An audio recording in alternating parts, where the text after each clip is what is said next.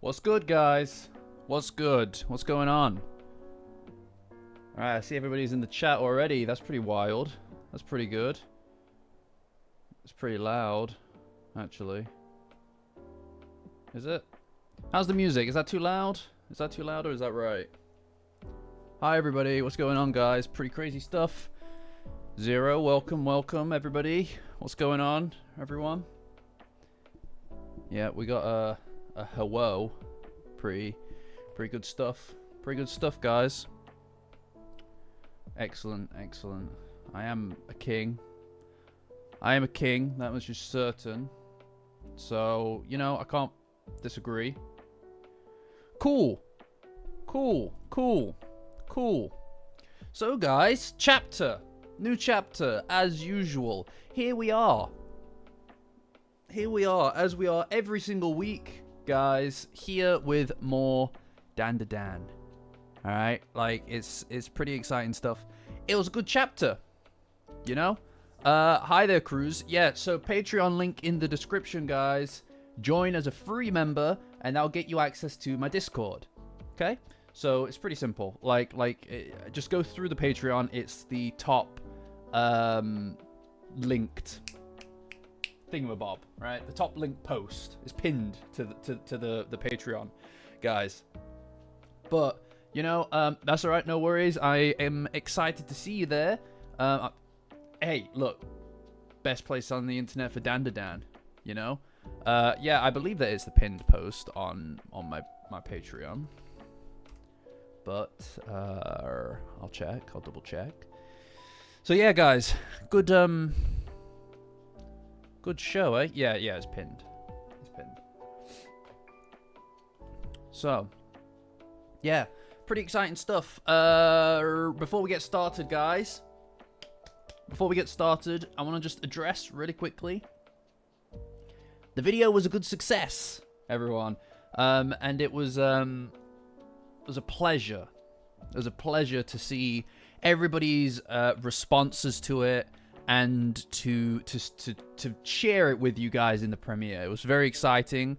I'm always very excited, also very nervous to release content like that, just because new content is scary, right? Because it feels like on some degree it's kind of like bearing an element of my innermost soul with all of you, and to share that with you, which is a thrill, but it is something that, you know, it's difficult to look in the mirror, I suppose, is my point. So if there are a bunch of other people looking at it with you, it's twice as intimidating. So thank you. Oh, wow, we've got some more Zoomers. In the chat. That's pretty good. Thank you, guys. 6 months. Oh, my Lord. 6 months, guys.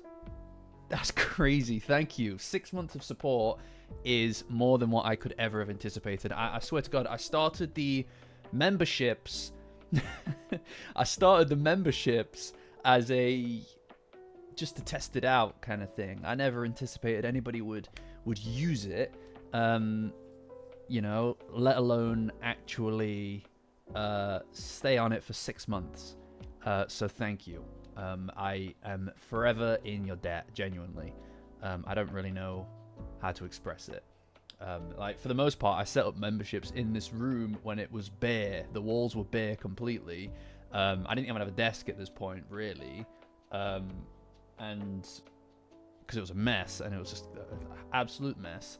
And I was just doing it on the floor with my work laptop. But we've grown since then, guys, you know? We've grown since then, and we're going to get on the chapter. We're going to get on the chapter any minute now, guys. But I just want to make sure that I've expressed to an adequate degree how thrilled I am with the response to the video. I didn't expect that... I know, look, there are shelves back there now, guys. I didn't expect that that everybody that you know, the premiere for a less than 20-minute video would be a success at all. But it was great, actually. pretty incredible, actually. And since then, it's even in this what is ostensibly 24 hours, it's hit nearly 30,000 views, which is huge for me. Guys.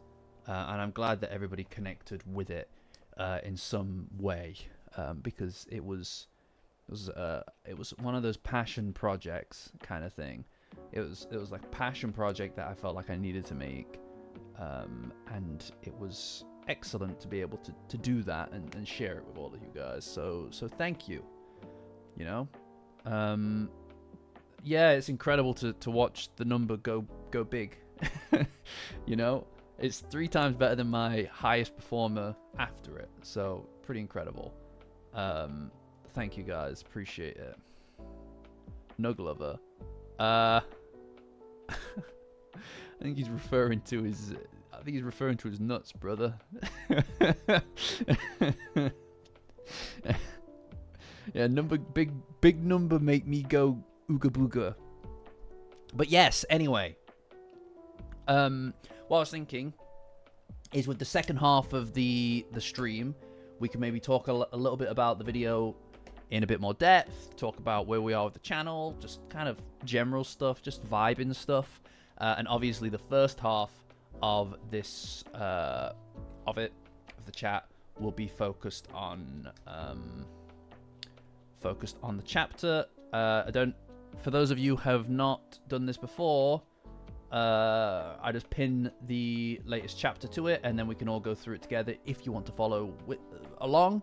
Otherwise, if you're happy for me to just describe and talk about it, then I'm happy to do that as well. That's the whole vibe, right, guys? It's kind of like a very loose kind of thing, you know. The viewership's a bit higher than usual. I suspect that some people are clicking through from the previous video. Very exciting. Anybody who's new, I'm thrilled to see you. I'm thrilled. I hope you enjoyed the content. I hope you enjoy the streams. I know it's not everybody's bag. And for those of you who want to talk Dandadan with all these incredible people on whichever side of the screen it's on, I presume that side, or maybe that side, join my Discord, Patreon link in the description. Follow to that.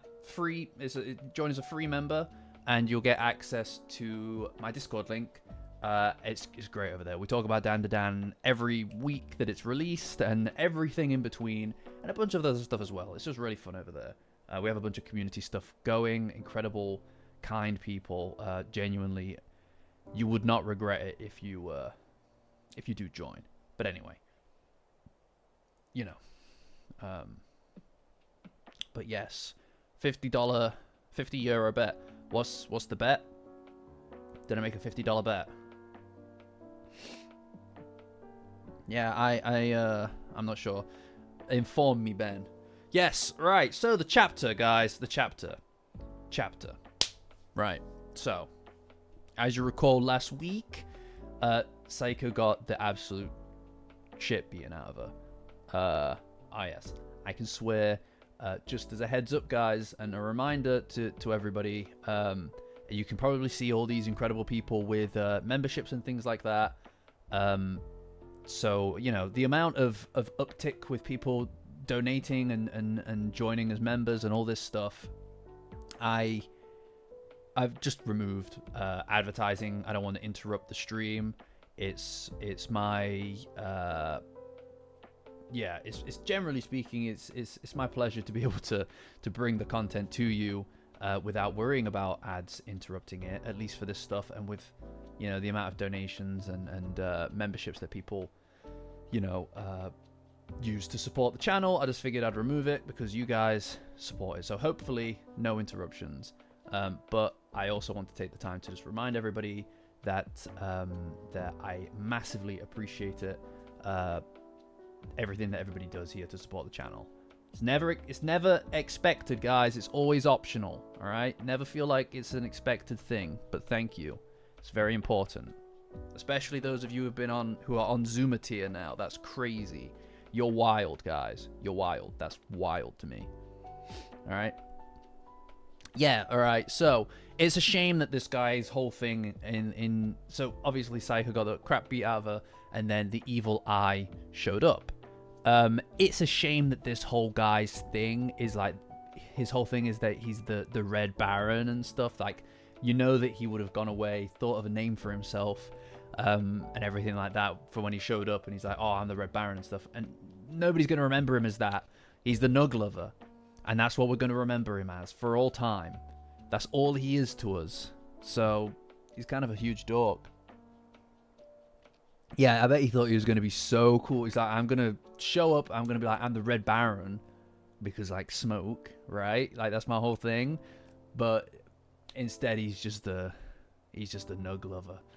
And that's a shame. That's a shame. Anyway. So... Gigi shows up to presumably to save Psycho, and as you can see, the Red Baron is at this point standing on Psycho's chest, presumably just on her like lungs, right? I don't know if that's like if that is the case, right? Just a quick aside, if his thing here is that he was standing on her lungs as like, because I'm like smoke and smoking's bad for your lungs and stuff, that's a bit much dedication to the bit, isn't it? Like, that's too much dedication to the bit. It's like, oh no, I do cigarette attacks. It's like, okay, all right. I mean, I guess if you want, that's your thing, right? But like, bit weird. That's a bit of a choice, isn't it? You know, the chapter is horrible, Tatsu, really. I mean, we haven't seen the end of the fight, Dolan, my dude. GG, though. Yeah, he's really attached to the bit. Yeah. No, I think that it is. I think that it is just because she's obviously got broken ribs and stuff. But it's hard. It's hard to kind of, you know what I mean? It feels like that's like his dedication to the bit, right? Yeah, that's a good point, actually, Kylan. She may look at smoking differently after this, right? It's like, oh, what? Can I get some smokes? It's like, oh yeah, all we have is Red Barons. No. Yeah, the Patreon's free. Join as a free member. Patreon link in the description. That will get you access to my Discord link. It's all free to join, guys. No worries. You don't need to be attached to a paid thingy. Cool. Yeah, I know. Trying to flex on a chain smoker. Yeah. I don't smoke either. So I can't enjoy the full breadth of this chapter of Dandadan. I'm sorry, guys. If you want to enjoy this episode of this chapter of Dandadan, don't smoke. Don't smoke, guys. It's not good for you. It's not good for you. Don't do it. No, don't do it. Anyway, so Gigi shows up. No, don't smoke, guys. It's not good for you. Don't do it. Don't do it. Anyway, so Gigi shows up and yeah, okay, everybody. All right, I was just having a little kid around. All right, smoking's not cool, guys. All right, I'll do a PSA on the Discord. By the way, oh fuck's sake, Orbis. No, guys. Come on, guys. I'll do a PSA later on in the Discord. All right. Join my Patreon. Free link in the description. Join as a free member to access the Discord, and you'll get access to my exclusive public service announcement. All right. To make sure that you keep the safety on. Anyway, that was the worst thing ever. Please just ignore that we did that. Now, if we could just focus.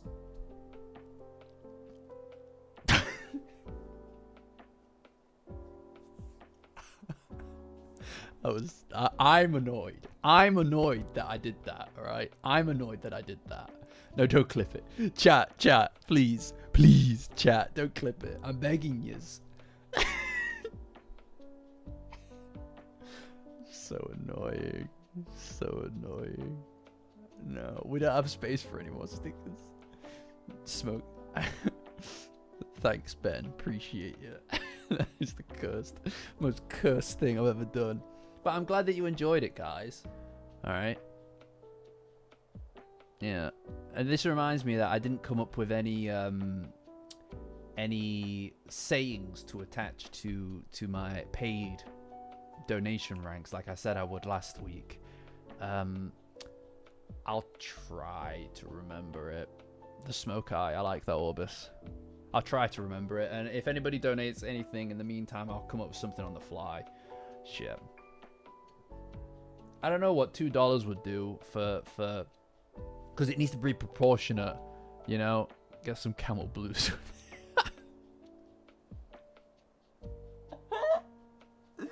No, he's trying to force me into it. He's trying to force me into it. He's trying to force me into it. No. $2 ain't gonna cut it. Not these days, son. Not these days. Anyway. Yeah. No. Anyway, we're not talking about smoking, guys. All right. I already did my. I'll do my PSA. I'll do my PSA. All right. Okay. I'm talking about the chapter now. No more smoking talk, apart from in relation to the smoke eye. Dandadan, this economy. I like you, Caswell. You're very funny. Anyway, he's standing on her ribs, and it looks incredibly painful. And yeah, I mean, it's funny because in the hi Usa, hi Angle, what's good, guys? I'll figure something out, Tarantado. All right, like I know that you don't think it's good. It's good for the brand. It's good for the brand. All right, we've got our $50 mark. You know what that is? It's the meow meow, right? I don't know what to put on the other ones, but I'll think about it. All right. So ideally, we'll stay away from those tears. Shit, fuck you, Blissy. We'll stay away from those tears for now, and then I'll come up with something. All right, I'll come up for something. Yeah, Zero. Last time, I Jellies paid that last time. All right, and so I did that in the last stream. That's the only one I've got an actual number attached to currently. But let's just stay away from that because I don't want to do it. It's embarrassing. I was incredibly embarrassed. So we'll stay away from that. Thank you, Angle. I'm glad that you enjoy the room. I'm quite pleased with it. In fact, you know what? Stay there, guys. To celebrate the release of the video, I got this. Looks a little Momo. Pretty baller. Oh, fuck off.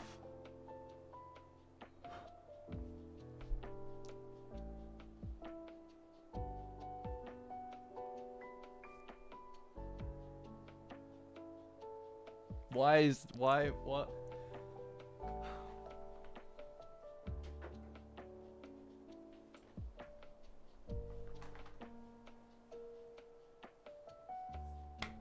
All right. Okay.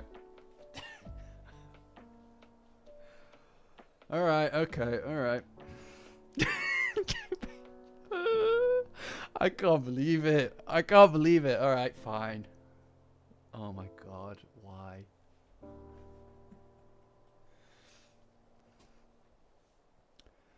Meow meow.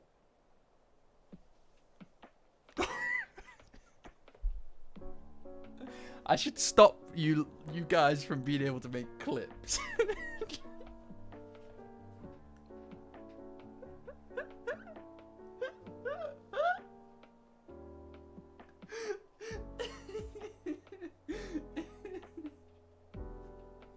Oh my God, why I'm a pariah. I'm a pariah. I was brought into this world. I was brought into this world for what? Do this? I know, Hoops. I know. All right, we're just... Yeah. Crazy. I know. If you guys enjoy this strange stuff, please join the Discord. My Patreon link is in the description. Join as a free member. And you can get access to the Discord. So this is the no. Oh my god. Ah, it's too late. I'll tell you, unknown. I'm ruined. I'm ruined. Yes, I'm the ad now. Yes, you're quite right. Yes, you're right.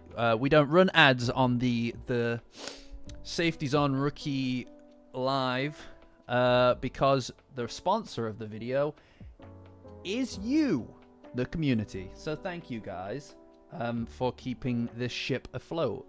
It's mainly patchwork, but it does the trick. It gets us from A to B. Maid outfit is at 10k. All right, I've said this already, guys. 10,000 subscribers, and then you'll get your maid outfit. All right, it's a long way away. All right, we're not even halfway there, so I'm not too worried about it. All right. It's like he was pointing right at me. 3D glasses. 3D glasses, you say? You, that's right. Loyal viewers.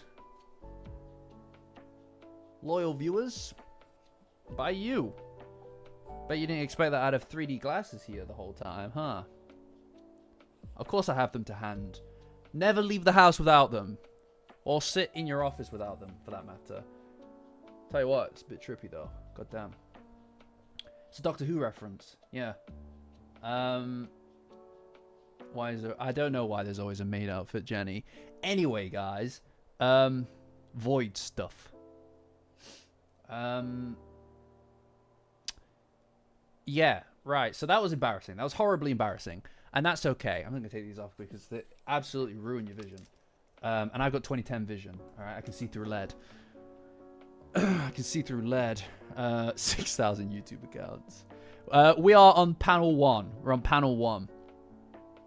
So, anyway. He's standing on Psycho's ribs. And, you know, going out of last chapter, right? Last week, going out of the chapter, I was of the mind that it's like, right, it's going to be like a big thing, right? And it's my fault. It's my fault for overestimating Dandadan's directness, I think. I overestimated... Oh, my lord, what is happening? What's... Alright, I don't recall calling myself cringe, Ben, so that's kind of like, feels like you're calling me cringe, but it's like, I'm going to ignore it. I pretend that's not what it was. No, please. Yeah. It's a comedy. It's like, we forget this all the time. You're cringe. Actually, what's really cringe is the incorrect usage of your. That's what's cringe. All right. Spelling, that's based. It's as based as it gets. All right. Anyway. Its directness, I overestimated it. In my mind, it was going to be like an immediate kind of like, oh, this is like something that's really happening. Yeah, well, that's what you get. Ooh, get grammared, son. Yeah. Master of letters over here, right? What are you going to do? What are you going to do when they come for you? Anyway. That's cute. I like that angle. I'm a big fan of Angle. By the way, everybody... Angle's a very talented artist. We have a lot of very talented artists over in the Discord as well as very fun people. So please, for your own benefit, get over there, my dude. Get over there. That's where all the good stuff is. Also, Janny as well. Janny's also incredibly talented at drawing as well. She drew me bold for some reason. I loved that. Big fan of that one. You know. Big fan of that one. Anyway. Oh my god, guys. I feel like there's a hecticness. There's a hecticness to the chat today. There's a hecticness on the chat today. You know, like... Also, for the record, Support is also a very talented artist. I feel like I've dug a hole here. I've dug a hole here because now I need to go through naming everybody's talents, and I don't want to do that.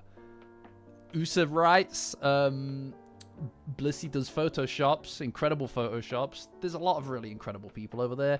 I'm not going to name any of them. If you want to see the rest of them, get over there and find out. Patreon link in the description. Join as a free member and it'll get you access to my Discord. Anyway, as the last time I'm revisiting this panel, right? He's standing on her ribs, presumably, and the evil eye, he looks upset. At first, he looks shocked and upset, but he just bursts out into laughter. Now, this shot is hilarious, while also, like, can you imagine... Can you imagine... I'm never going to forgive you for that one. Maybe not, but that's okay. That's okay. It means I'll remember you. I don't know what possessed Tatsu to draw this, to create this situation, because Seiko's in incredible pain. Like, it's astounding. It's astounding that this is where he was going to go with it. But I suppose it is very much the evil eye, right? He seems like he'd be the worst kind of kid to hang out with. You don't want, if you have a kid, guys, and they have a friend who's like the evil eye, you don't want him to be hanging out, because this guy, he looks like he's the, do you know what I mean? He'd be the worst kind of iPad kid, you know? Aw, Usa, that's really sweet. That's very sweet of you. I'd like to see that. I'm excited to see that. I'm very proud of that last video, but the second half of the stream, guys, I'll talk about the video in a bit of depth, you know? Hi, Sarah. I didn't see you there. Sarah's great as well, everybody. Some incredible people. All the top hits of the Discord, guys. You know, but yeah. So yeah, he points and he laughs. Now that image is perfect. It's a perfect image, right?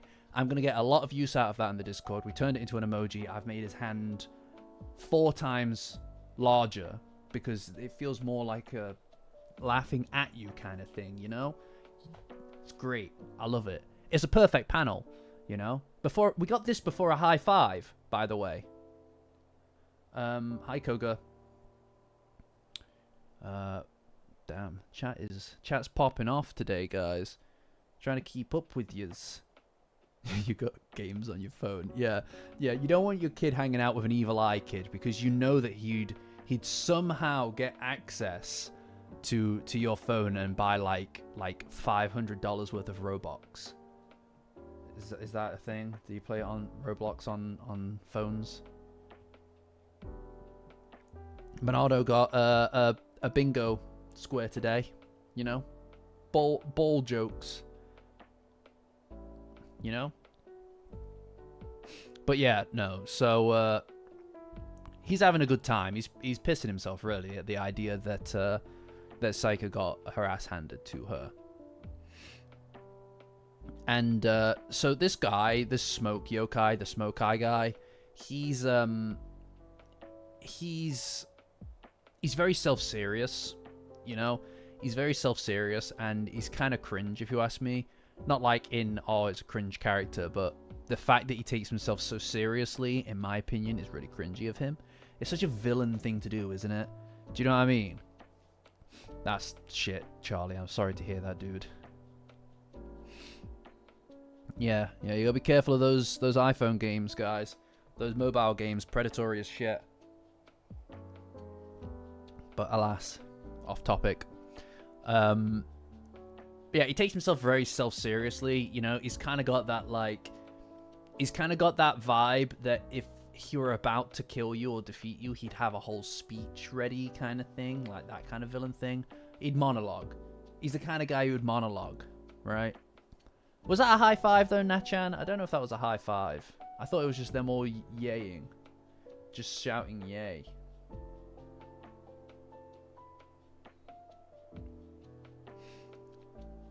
Yeah, it's good to see some of you are landing in the server, by the way, guys. Very exciting.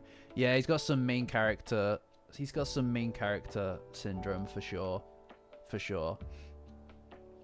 Yeah, he thinks he's in a different series, for sure.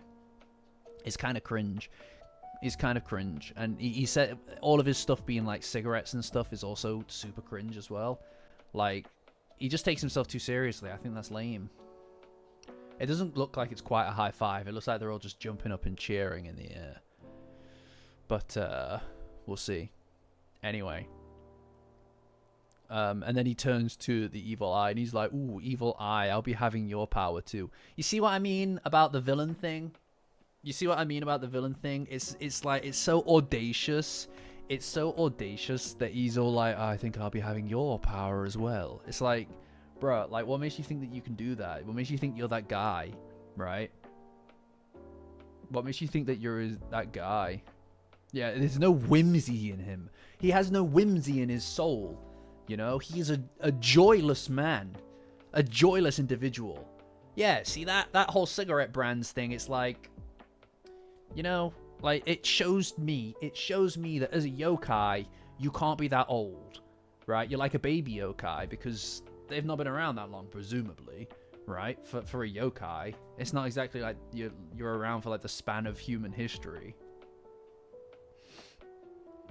It's not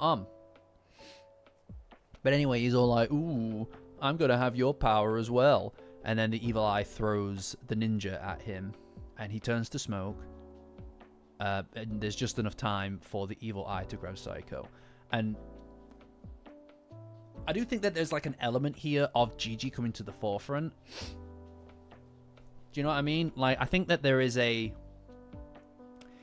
combination that needs to happen here, right? Yeah, I think... Oh, well, he might just have the powers for sure. I mean, I suppose... I don't really know. He might just have the powers of a yokai for sure. That would make the most sense. I mean, he's after people's powers, right? Like he's after their powers, so presumably he wants some kind of boon. He wants some kind of boon, right? From CSG. All right, Kylan, no worries, dude. Anyway, it's even more cringe actually. If these are just powers that somebody's given him and he's not actually a yokai, that's kind of more cringe. Because then he's actually came up with a nickname for himself. He's like, oh, what should I call myself? The Smokinator, the Smoke Eye. No, neither of those. I know. What about Red Baron? Like, because smoking, right? It's like, oh, yes. I'm going to go start calling myself that to people. It's like, that's cringe. That's really cringe. You're so obsessed with your image. That would be crazy, Blissy. But I suppose they'd need, like, I don't know. I don't know how it works. I'm not going to even try to assume with Dandadan, if I'm honest. Right? Anyway. He's always been the Red Baron. I knew it! I knew I was destined to get smoke powers. Yeah, that's what I'm saying, guys. That's what I'm saying. It's like he was his mum gave him that name. He was born Red Baron at birth. Yeah, I don't know. It's just a crazy coincidence. I would prefer that over the idea that he was just like, he decided one day, oh, I'll call myself Red Baron. It's like, that's really cringy, bro. That's incredibly cringy. I'm not gonna forgive you for that. But anyway, Gigi grabs Psycho and he takes her to the side. And again, she's looking really rough at this point in time. But I do think, because somebody pointed out on the Discord, by the way, guys, Patreon link in the description. Join as a free member, and you'll get access to my Discord link. Best place on the internet for Dandadan. Somebody did mention that he's kind of lost the kind of like black coloration on his shoulders here. Yeah, XX _ Red Baron _ XX. But anyway, yeah, so he takes it to the side, and I presume that that's got something to do with, like, maybe Gigi also being partially in there at this point. And I do think that this is where we're going with it. And that, I can't express enough, by the way, guys. Can't express enough how excited that makes me. All right? I am thrilled at the notion that... I'm thrilled at the notion that we're going to get some movement on the evil eye thing. It feels like it. I've been dying for it. All right? Oh, glad to see you're in the server, my dude. Glad to see you're in the server. I'll give you a little wave very soon. Yeah.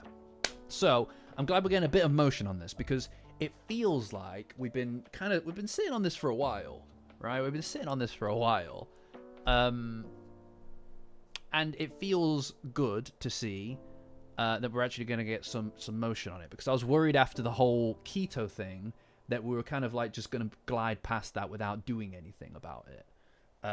But here we are, right? Like, it feels good to see that, especially by the end of this chapter. By the end of this chapter, we're actually going to going to have dug in a little bit more with that, right? Which is pretty cool. But anyway, yeah, it's good to see him put her aside, and it shows that there is an element of someone cares about, he actually does care, right? And I think that's pretty baller. Hi, Gubes. I saw your comment, by the way, on the video. I haven't responded to it yet, but I will get to it, I assure you. I really enjoy responding to the comments, for the latest video. So, thank you for leaving it. I will get to it for sure. So don't stress. And genuinely thank you everybody for watching it and enjoying it. But yeah, right. So he puts her to the side where it's safe. And again, I feel like we're gonna get a kind of like individuation element to this, right? Like a merging of sorts, or they're gonna tag each other in or something. But anyway, and this is what's great, guys. Here's the thing. All right, it's been a minute, but you know that this guy gets serious when he wears less clothes. Okay, like that's his whole thing. So he takes off his hoodie, and he's jacked. But it's been a minute since we've seen this guy in full battle attire, and by that I mean wearing basically nothing, right? I would also prefer that, Blissey. I like the idea that the evil eye is could conceivably be starting to get it, to feel like he's part of it, to be part of something, because that's what he's always done. He's always kind of watched from the sidelines. He's never actually been part of anything before, a group or a family. And that was the intention of saving him in the first place, right? It was to bring him and welcome him into the family. So to see him start to take that on and kind of view Seiko as though she is a somewhat maternal kind of figure for him would be really cool, because she is the one who stopped the ritual. She's the one who stopped the exorcism in the first place, guys. So that would be really cool, and it would show that he actually does value them outside of just being a little brat. He's growing up, right? Which would be another excellent theme. Generally speaking, it would match the theme of the generally speaking, of this arc, which seems to be by connecting with others and forging that kind of like a closer bond with people, especially people who you don't usually see combined together, like unusual pairings that aren't just Momo and Okarun. The characters end up stronger for it. This feels like a powering up arc. I've said it a bunch of times already, and it's through these unusual bonds, or seeing the characters that don't usually connect with each other connect. That's through which we're seeing the characters kind of grow. And that's Dandadan, I absolutely adore how character development and actual physical powers getting developed are so linked, right? They are linked all the time, and that's what I think is so good about it. It's not just like, I'm doing this for my own sense of justice. It's like, that's lame. I don't care about that. I've seen it a million times. Seeing this kind of thing and fighting for something is the heart of this, and it's way better. I think that's the way to do it. That, in my opinion, that's the stuff. Yeah. Thanks, Angle. I appreciate that you enjoyed the video. I enjoyed the countdown element as well. It's always very exciting. It's always very exciting to experience a new video coming out with you guys. You know? Yeah. Yeah, we're halfway there. Anyway, yeah, so he takes off his hoodie and he's ready to go. And again, it's just really cool to see the evil eye back in it again. You know, like actually taking it seriously. And this time he's a good guy. It kind of all just works in... Like, this is kind of beautifully aligned in a way, isn't it? With what's happening in the anime and the evil eye arc, which is just coming up in the anime as well. And I hope that we actually see some progress within that same kind of time scope, you know? Yeah. What are we doing?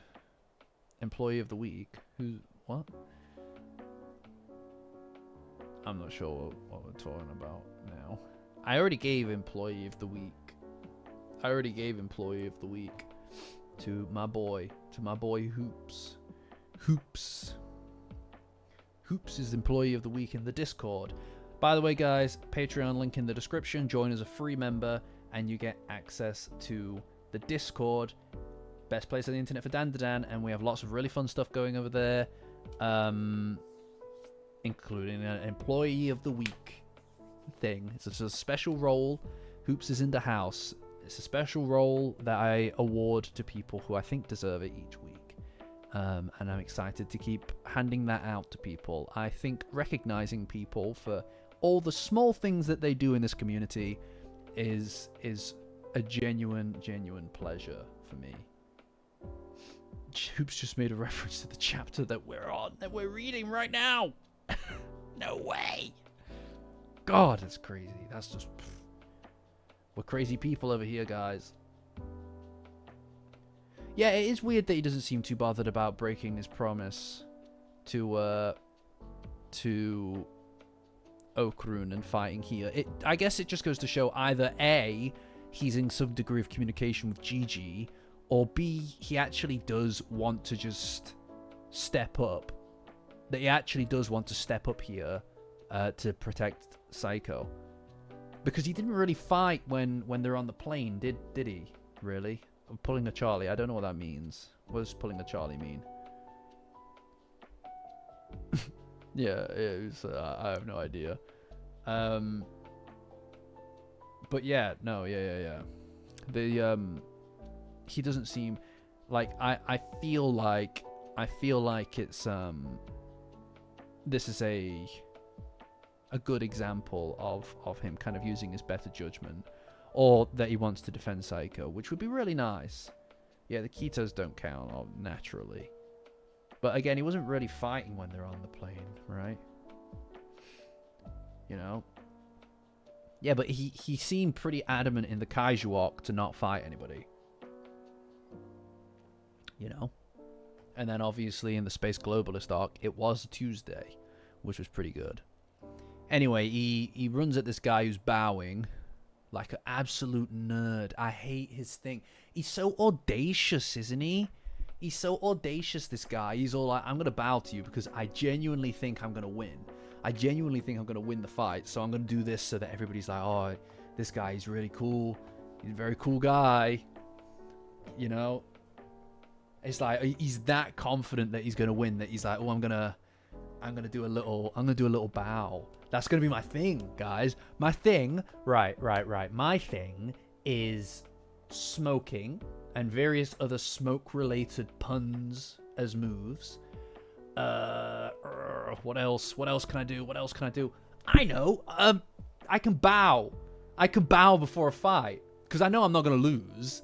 Because that would be really embarrassing. Is if I did a huge bow and then I lost. That would be my thing. You know. That'll be cool. And then when I beat someone, I'll say, "Smoked you." That's what I'll say. No, you don't like that one? Okay. Forget about that. The other two are fine though, right? I did the first two. The first two are fine though, right? Yeah, that's fine. That's no worries.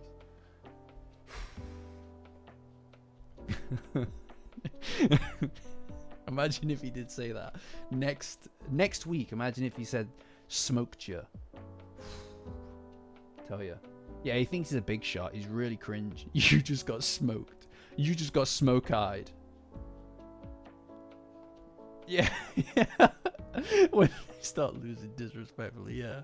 It's so cringe. Anyway, he does a huge kick to the evil eye and gives him a pretty big kick in the chin. Yeah, I mean, the evil eye is getting his absolute ass handed to him here. And our favorite edgelord is saying various different brands of cigarettes as he punches the eye. Now, as far as I'm concerned, this makes him look like a capitalist dog. All right, an absolute corporate shill. Okay, don't respect that kind of thing. You know, bowing down before his fight, and then he's just throwing advertisements at you mid-fight, right? Right? Can you imagine? You're in a fight with someone, he's just like giving you like a suplex or a Batista bomb through a goddamn table, and he's just like, McDonald's value meal, right? you know, like when I was a kid, whenever you'd go to into the town on the bus, they'd give you obviously a bus ticket, but on the back would be these like vouchers for McDonald's, right? It's like get a Big Mac or something for £1.50 or some shit like that, or get some stupid mega value meal or some crap. It's that he's doing that mid-fight, except when he's punching you, he's not punching your tickets. Punch flavor country. It's so cringe, man. He's the worst guy. I am really excited to see this guy get his absolute ass handed to him because he sucks. His whole thing is to mention... No, Usa, that's not the point. The point is not to make you want to eat the McDonald's, right? The point is to put you off of the person doing it. I'm not trying to get you to eat McDonald's. And if you do feel like you need to eat McDonald's, remember to use my code. Remember to use my code in the description, guys. Remember to use my... That's not me. That's not a sponsorship thing. That's not me getting a kickback from that. Nug's really hitting you with the Spotify premium layup. Caswell's a funny guy. Caswell's a funny guy. Yeah. Loses to a big fan. That would be very funny. He's really lame. Like, his whole thing is not cool. And then he just is obviously, he's just clearing house with the evil eye. I mean, there's multiple panels of him kicking the shit out of the eye, which is to be expected, to be fair, you know. And he's all like, oh, more gold, and he's screaming gold. What happens when he runs out of ideas? Nothing beats a Jet 2 holiday moment. Oh, yeah, you're right. That's a really good point. It is what it is, isn't it? This is a Jet 2 holiday moment. Oh my god. Not on my channel. Sullied. Ain't no way. Can someone time out support? No, over McValue meal, there's a Marlboro Reds for the... Yeah, you need to have a Big Mac in one hand and a smoke in the... Like this. But you can't... If anything, you could put them in the nose. Don't do that. Don't do that, anyone. I can't believe there's a Jet 2 holiday. We've got a Jet 2 holiday meme in my goddamn chat. That is what this is. That is what it is. He's just... Oh my god. When did this become a thing? Like, this is the greed they spoke about in the Bible. I'm convinced that support, you only talk in references. Because I know that you didn't come up with that. I just know that you Anyway, he kicks the evil eye into the distance, and yeah, I mean, he got his ass handed to him here. I hate it. I hate all of this. I'm not talking about Jet 2 Holiday anymore, alright? Okay? Like, I feel like it... I can't take it as a meme when it's something that I've been hearing for I don't know how long in my life, right? Just because you guys just discovered that this is a thing. It's been on TV for so long. So long. Anyway. I don't... It's not a new thing, you see. Anyway, so the smoke guy is all like, doing his whole villain thing, right? I'm telling you, you don't know. We're not talking about Jet 2 Holiday. Oh my god, guys, what is with the brain rot today? Real talk, guys. What's happening? What we doing? What's happening? What's going on? Why is everyone brain rotted? Is something happening? Are we trying to distract ourselves from the reality of the world? Yeah, fair enough, Caswell. Okay. Alright, guys. Yeah, okay. Anyway, he's doing his whole villain shtick again, where he's like, oh, so this is an evil eye? Hardly a warrior. It's like, bro, you sound like that kind of guy. You know, he sounds like the rich person on horseback who throws a bag of coin to someone to go and do the deed, right? Is the deed done? And then he tosses him a coin or something, like a bag of coins. And the other guy's like, thank you, my lord. You know? Does McNug pull? What are we talking about? What are we talking about? I'm so lost in what chat's talking about. Chat, what's going on, chat? Yeah, no, Zero, I respect that. Look, Zero's the #1 fan, as you can see, because of his incredible donation. Thank you for that as well, by the way, Zero. I was too embarrassed at the time, but thank you for your donation. We know we don't run ads on the Safety Zone rookie live stream experience, guys, because we are sponsored by you, the audience. All right, the reason that I'm able to sit here and act like a freak is because of you guys. So thank you. It makes it possible. It makes it worth doing. It makes it able to be done. You know. So thank you guys. Thank you. Calling him Nugs is crazy. It is pretty crazy.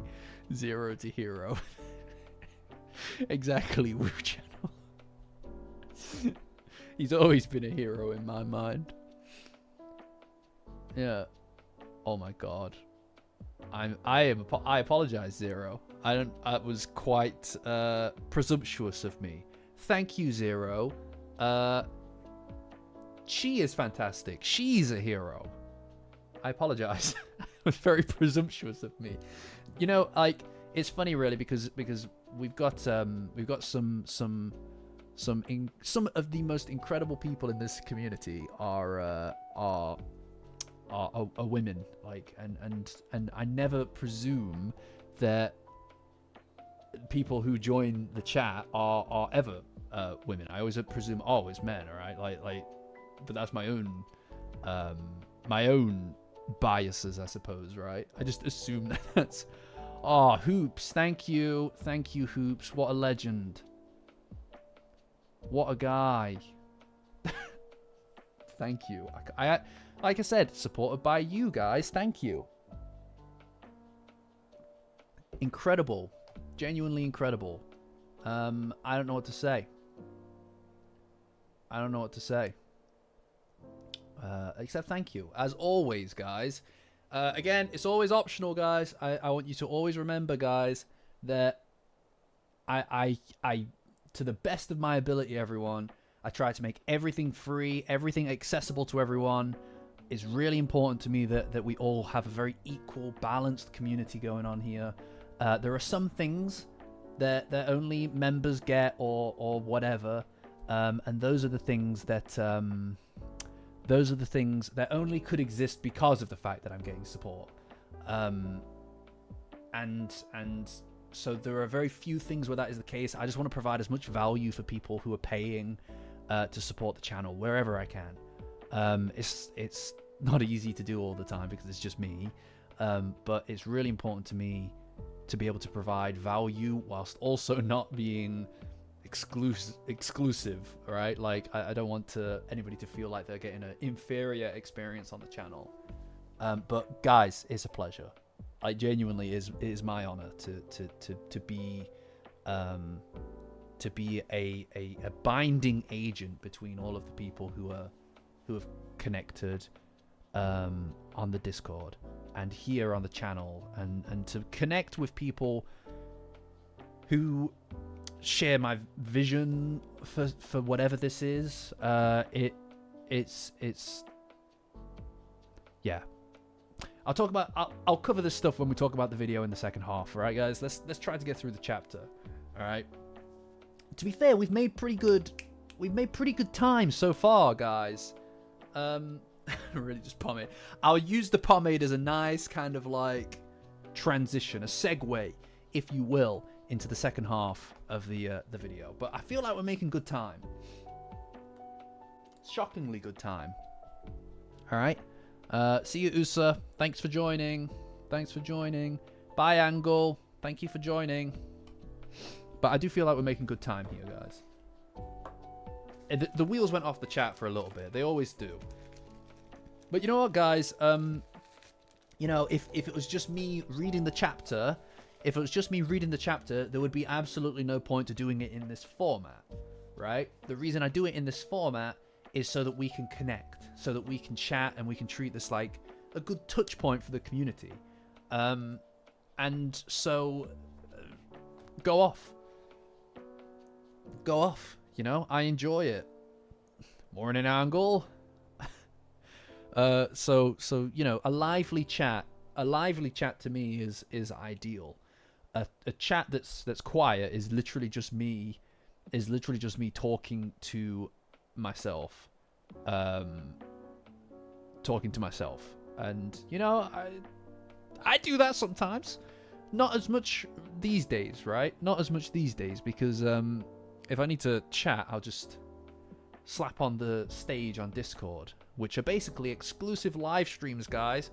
And if you want to get access to those exclusive live streams, Patreon link in the description. Join as a free member, and you can get access to my Discord. Best place on the internet for Dandadan. All right, I see what you're doing, Caswell. Yes, I said someone's dad was a plane once. All right, okay. I'm glad to see you having a good experience with the server. I will make every effort to connect with you when after the stream. You know, I try to be on there as much as I can. It's a pleasure. It's a pleasure to be able to communicate with everybody there. And Thursday is when things pop off, guys. Thursday is crazy. Is a crazy good day for the server. It's great. Anyway, so he's doing his whole villain shtick where he's all like, "Oh, you're hardly a warrior. So this is an evil eye." Loser. Oh my god, man. He's so lame. No, he's so lame. Oh, he's so lame, dude. I will talk about the next episode soon, guys. Anyway, the evil eyes, I love this. He's just like, why do you keep going after my nugs? You know, is this the Nutsack Olympics or something? It doesn't even make sense. It's not even funny. He's just like, by the way, your name from now on is Nug Lover, alright? That's the perfect thing. That is the perfect thing, right? Nah, it's only cool. It's only cool if you don't get your ass handed to you, right? And I'm telling you, Tucker, man, by the end of this fight, he's gonna get his ass whipped, bro. Like, it's worse because he's walking around acting like he's hot shit, right? He's acting like he's the dog's bollocks, all right? He's walking around and he's just like, oh, I'm the strongest man ever. And he takes himself so seriously. Doesn't crack a smile. He keeps his eyes closed and stuff. And then this guy just hits out with, bro, why are you going after my balls, bro? What do you want with my balls, bro? And it's like, what do you say to that? How do you respond to that? If you're taking yourself dead seriously and somebody hits out with a like, bro, are you like looking at my dick? It's like, you can't just go, I'm not. No, I'm not. Because if you do that, you kind of look guilty as shit, right? If you were to kind of go, I'm not doing that. I'm not trying to hit your balls. It'd be like, okay, why are you so obsessed with my balls? Why are you talking about my balls, right? And then, or he could say, I am trying to do that. And then it's like, that's really inappropriate, dude. What the hell? There's no getting out of it. There's no getting out of it, guys. I'm sorry. When someone calls you nug lover, if you've been taking yourself dead seriously before that, it's Jova, alright? You're done. Because at that point, you might as well just accept that I am the nug lover now. It's an ultimate attack. There's nothing, your aura can't recover. If somebody does that and you're in a fight, then at that point, it's no longer just a battle. You've got to fight to kill this person. Because otherwise, they're going to tell people. And then your reputation is done. Because he's going to be like, yeah, he beat the shit out of me. He did. I'll give him that. But I'll tell you what, he was obsessed with my balls the whole time.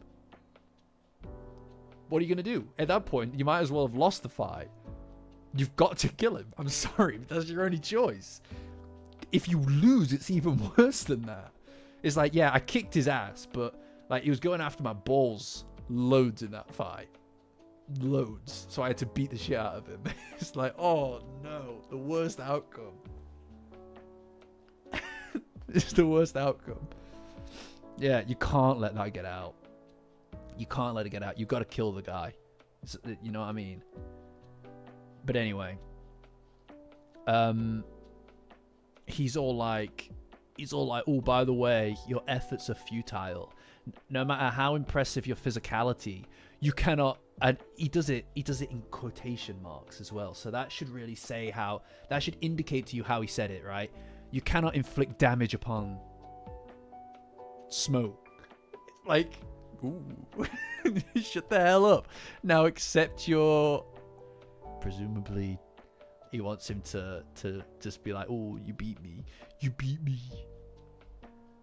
I do think that the idea of the evil eye being, like, of surrendering the evil eye's powers is kind of a complicated one, because would that take the actual entity of the evil eye out of him? Yeah, you're not the guy, bro. You're not that guy, but bro, what the hell?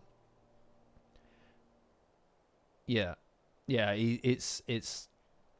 You might as well just at that point just go, I'm not. I don't even like them. I don't even like them. I don't even like nuts. Mum, tell him he's calling me nug lover again.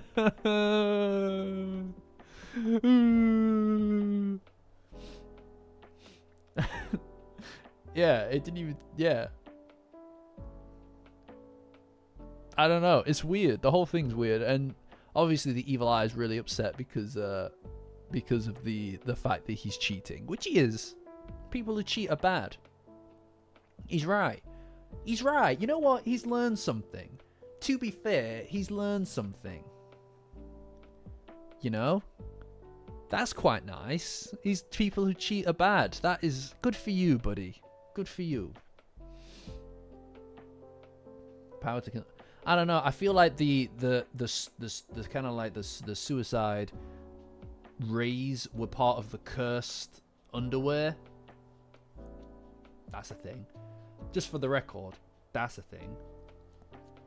Like, he doesn't use the cursed, kind of like the cursed house or the ball of despair or anything like that. I think that he gave all that up. You know?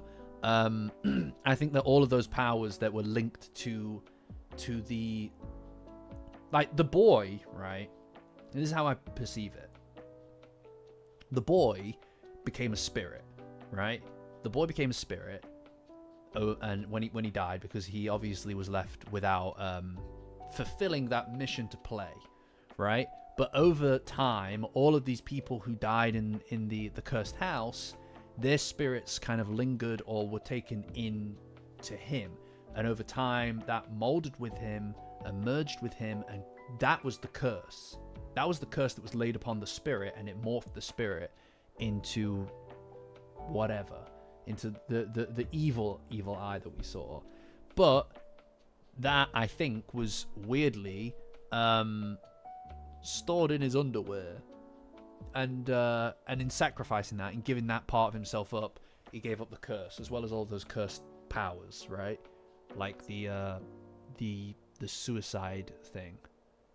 Although I suppose it's weird that he keeps his evil eye form.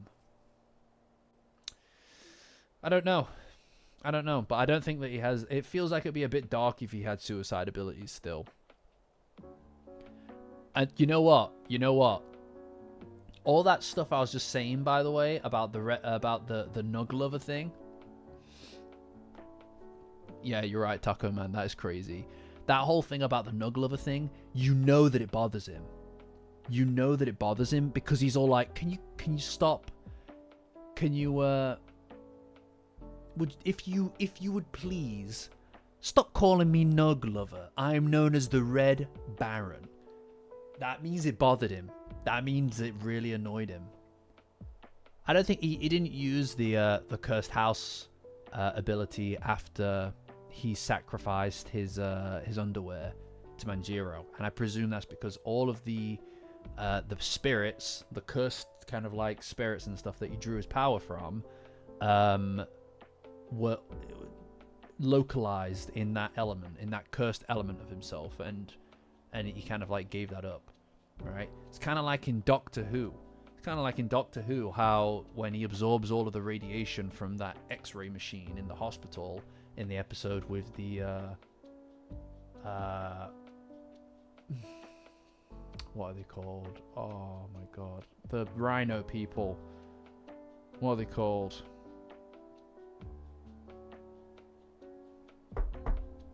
Jadoon, the Jadoon.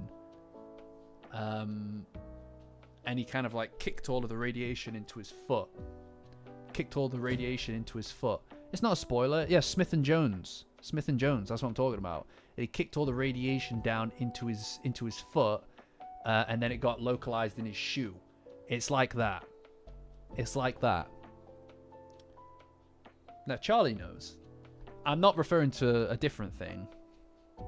I could see why you think I would be, but anyway.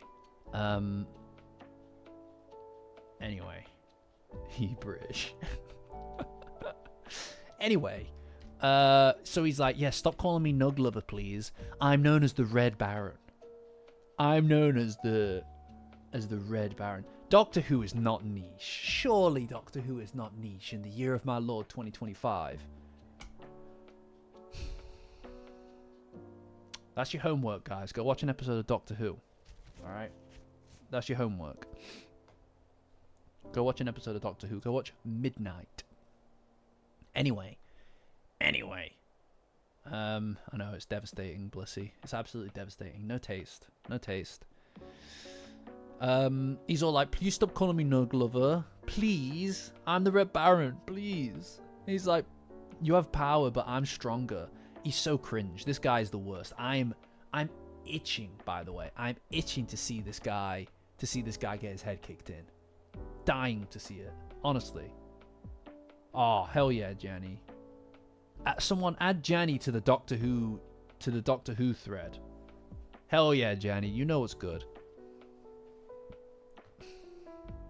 Oh man, we'll talk about Doctor Who in the Discord. By the way, guys, Patreon link in the description. Join as a free member to get access to the Discord. Best place on the internet for Dandadan and other minor things like Doctor Who. Hi, Reese. Mom, he's calling me nug lover again. He won't call me the Red Baron.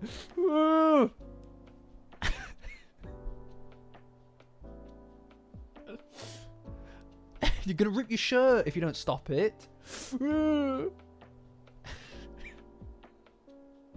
Told him not to.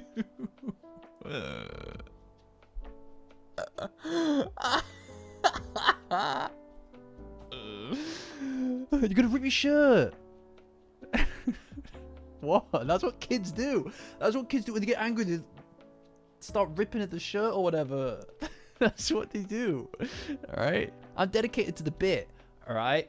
I'm dedicated to the bit. Just because you're a coward or you're not prepared to see me act out how a child would act out when they're upset. All right. You guys, my audience, deserves nothing but the best. All right. And there are people like support. There are people. Oh yeah, they do that thing when they stop breathing. I'm not gonna do that because it would not make for good content. But I'm not gonna listen to support who wants you guys to have second best. Nothing but the best for my people. Nothing but the best. All right. Growling to yourself. Yeah. Burlap's like, there you go. All right. Support's a joyless creature. It's not any of our faults. We can't save her, I suppose is my point. There's no saving her. It's a tragedy, really, more than anything. But anyway, nothing but the best for my audience, let me tell you. Anyway, he's all like, I'm actually way stronger than you, and since you're weaker than me, please accept your defeat.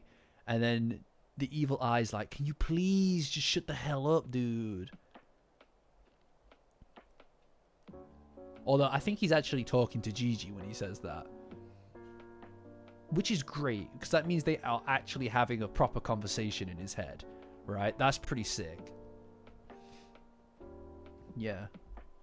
Like it is pretty sick that he's just having a conversation. I would love to get a little bit of insight into the way that works, you know?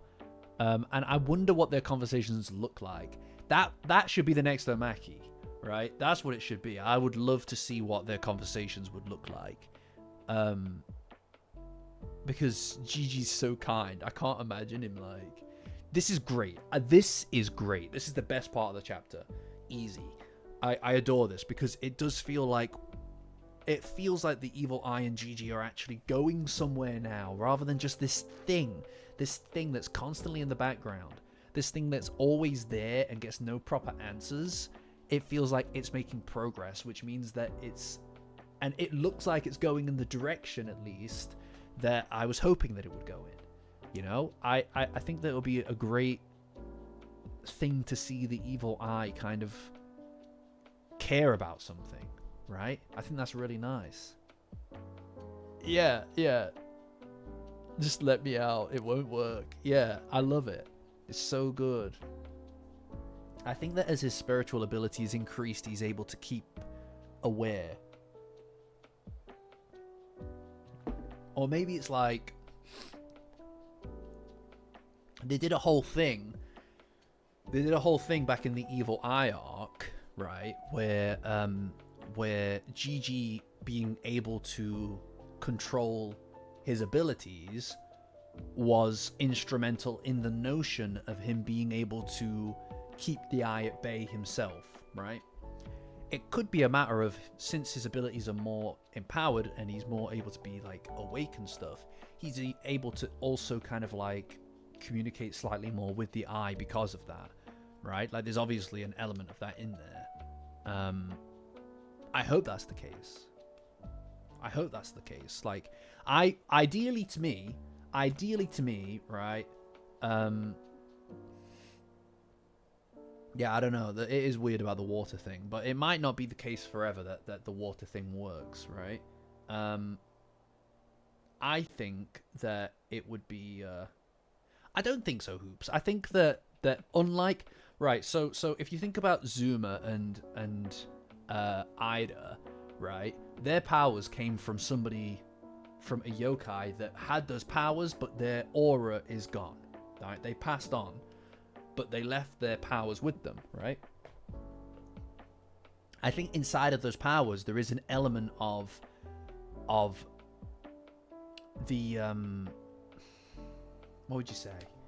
How would you describe it? Like, it changes their personalities when they're empowered, but that isn't that character that's in there. I'm a fundamental believer that when someone's instilled with yokai powers, it's another part of themselves that shows their face, right? Like Ida, for example. Outwardly, in school, she's always been very kind of like what would you say, passive in a way, like kind of like people would say stuff about her or whatever, and she would be like, oh no, you, that kind of thing, right? It's like, hey, don't say that about me, kind of thing. But it's like, she's just kind of like, that's not who she is. Underneath that, but beneath her mask, right, her actual identity, yeah, Bill Abstract, yeah, this is what I'm saying. Beneath that, her actual identity, the version of her that she hides from the world, right, is not like that. It's domineering, it's commanding, it's in charge of things, and she doesn't take anyone's shit, right? And I think those are the traits that get pushed to the surface, right? All right, Persona 5 the animation reference. Is that Joker from Persona 5 the animation? Bad ending. You'd get, it doesn't matter. Finish Persona 5 and we can talk. But anyway, yeah. So I think that's what the yokai powers are, right? It's not Acro Silky. It's not like Acro Silky is there. I think that it's Acro Silky that is amplifying those traits of herself, right? Like her powers are coming through, but also dragging to the surface with it the essence of who she is. And in a lot of ways, that's where people, at least in Dandadan, I think that's where people get their powers from, right? They get their powers from through the acceptance of who they are and what makes them special and unique, not what it is that they want. In a lot of ways, the masks that we wear to the world are what limit us, right? They're the things that limit us from reaching our true potential, because we're too insecure or afraid, and it makes us powerless. Really, that's what it is. We want to fit into a role and understand what our role is in the world, and it makes us powerless. So becoming powerful means unlocking that part of yourself, right? I think that's part of the message of Dandadan. For Okrun, underneath that, he's deeply unconfident, right? And maybe even a bit depressed. I think that maybe that's not as much the case these days, but he's not been empowered in a while, right? He's not used his yokai powers in a minute. But Aida, underneath it, she's very domineering, very in charge. I think for Zuma, obviously Futa passed on, right? His brother is gone. But I think that for him, part of it is he calls on Futa like that because it is like a reminder, or the feeling that he's carrying him with him. Because you got to remember that Futa lent Zuma his powers to do the right thing, right? To save someone. And that was a moment of receiving not just somebody's abilities or powers or even the yokai essence, right? It's an element of taking on somebody else's will, right?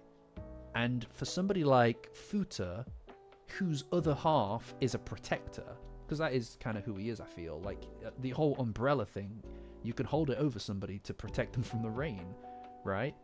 And I suspect that Zuma's whole thing is to be a protector, a leader, right, against the awfulness of the world. Hence the whole, like, you know, Zhou Valjean thing, right? Like, it's that's his thing. And I think that a reminder of why he does it, or what it is that makes him want to do it, the role of being a protector, is his brother.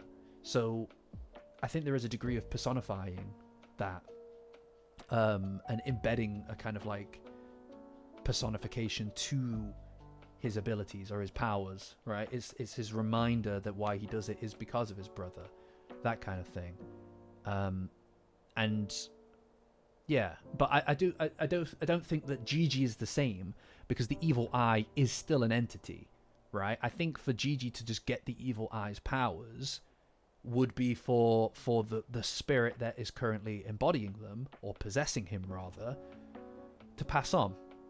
You know, he'd have to pass on, I think. And I don't think that it's the same kind of deal, because Acro Silky cannot take over Aida's body, right? Like, that's not a thing. I think the closest thing you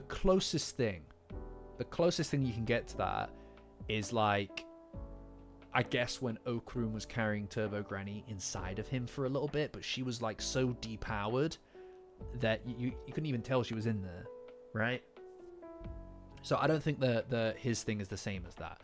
I think if the evil eye ever did pass on, and I don't think it would be until they've established these guys as pals, right, as mates, and they cross that bridge together, I don't think that the evil eye would pass on until we've got to the crux of this, which is the two of them connecting in a real way. I could see that happening, by the way. Like, if we ever get to a point where the evil eye is... Oh, I'm glad to hear that, Hoops. If we ever get to a point where the evil eye were to complete his character arc, feasibly that is something that I could see happening, is the evil eye kind of like accepting and understanding his and coming to terms with his demise, having found a friend and a family in Gigi, in the rest of the gang. I could conceivably see him passing away at some point and leaving his powers with Gigi. Yeah, and the Kitos as well would need to find a conclusion, definitely. And if that is on the cards, which I could see, because I do feel like we're rinsing as much as we can out of the whole evil eye being a different guy kind of thing. If that is in the cards, this is the beginning of the path towards it, right? If that is in the cards, this is the start of that path. And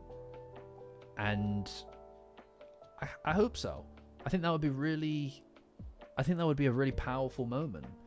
And it would feel like giving Gigi some breathing room. I think that one thing with Dandadan, hi Tragic Son. I don't think that we've I've seen you in the chat before, but welcome. I do think that the greatest strength, right? The greatest strength of Dandadan is Momo and Okarun, right? As characters, they are its greatest strength, and their relationship is the core of why so many people care about it, right? Genuinely, I think that is it, obviously. However, because that is its strongest element, it also means that everything around it is ever so slightly weaker in comparison. A lot of the big moments and a lot of the emotional pushes in the story are very much focused on and around Momo and Okarun, or Momo and Okarun, right? Which is fine. That's fine if the story is like quite focused, but this arc is showing, I think that this arc is starting to show that they want to kind of maybe expand that out a little bit, right? We spent a lot of time with Ida and Rin and Koki without Momo or Okarun involved, right? And that's not typical. That's really not typical for Dandadan. And obviously Momo and Okarun have been separated for ages. So it feels like they're wanting to start to branch out slightly to some of these characters. And an important part of that, I think, is that these characters need their own arcs and emotional growth, right? Part of the reason that, and we spoke about this a couple of streams back, part of the reason that I don't really care much about the idea of Ida and Gigi getting together or anything like that is because I don't see it. They've not taken the time to show me that is a possible thing to care about. If you put all the work that you've put into in Momo and Okarun's incredible relationship, I can't then just accept, oh well, these two get together in the background, because it has to be like not of the same level, because these two are the main characters, right? But it needs to have shades of that in it. It's some of the writing that you've come to expect from the really, really good stuff needs to be littered across this other thing, right? And that's my reasoning for why I don't feel like I want Momo and Gigi and Ira to get together, because I just don't buy it. I just don't buy it because I buy this other thing so goddamn much, because you've done such a good job of it, that the other thing, they're better off as friends because you've not shown me any of that, right? And I think that what's happening here is we're starting to get our bearings a little bit into... I know, Hoops. I know. We'll just pretend that didn't happen. I think we're starting to get our bearings a little bit into the motivations and the pushes and the characters of Ida and Gigi outside of their relationship with the main characters. You know? Like, if this is Gigi's thing, is him and the evil eye kind of starting to reach a direction with each other, and it has this end point, which is the eye leaving just after Gigi has really started to kind of... Imagine, like, if you're able to communicate constantly with somebody else in your head, right? When that person goes away, it's quiet, right? Because it's just you up there. And this is something that fucks me up all the time. It's just me in here, right? It's just you in there. But imagine if it wasn't. And then eventually, and then poof, then it was just you again. That's lonely. That's something that you'd need to figure out, you know? But, well, I don't think that the evil eye leaving would be anywhere like now.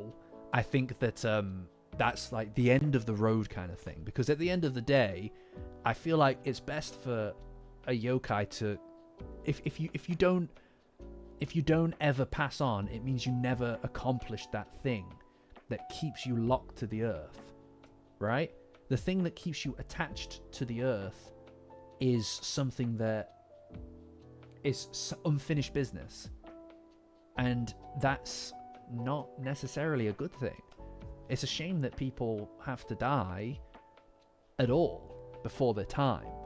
But what's more important in this context, in the context of literally like a ghost thing, is that you need to have accomplished that thing that's so harmful and tumultuous in your soul that it binds you to the earth. Emotionally, it binds you to the earth forever, right? So I think down the road, if this is the path that they're going, of the evil eye and Gigi kind of starting to get each other and working kind of in sync, that, in my opinion, is the end goal of their relationship. And I think that would be a really interesting journey for Gigi, without Okurun and Momo being the thing that drives that. Do you know what I mean? Like, it's a relationship between two other characters that doesn't necessarily involve Momo and Okurun, and it's also emotionally charged and really interesting, you know? Something like that. Like a really interesting down the road thing. Hi Kendo. Thank you for saying that. That's very generous. I don't know. I think I'm pretty accurately rated on YouTube. I feel like I'm pretty accurately rated on YouTube. I don't really know what to... I don't know. I mean, to be honest, if anything, I feel... I don't know. I can't... I can't objectively answer. That because of the fact that it's me. I'm just me. I just feel like me all the time. And I never expect anything.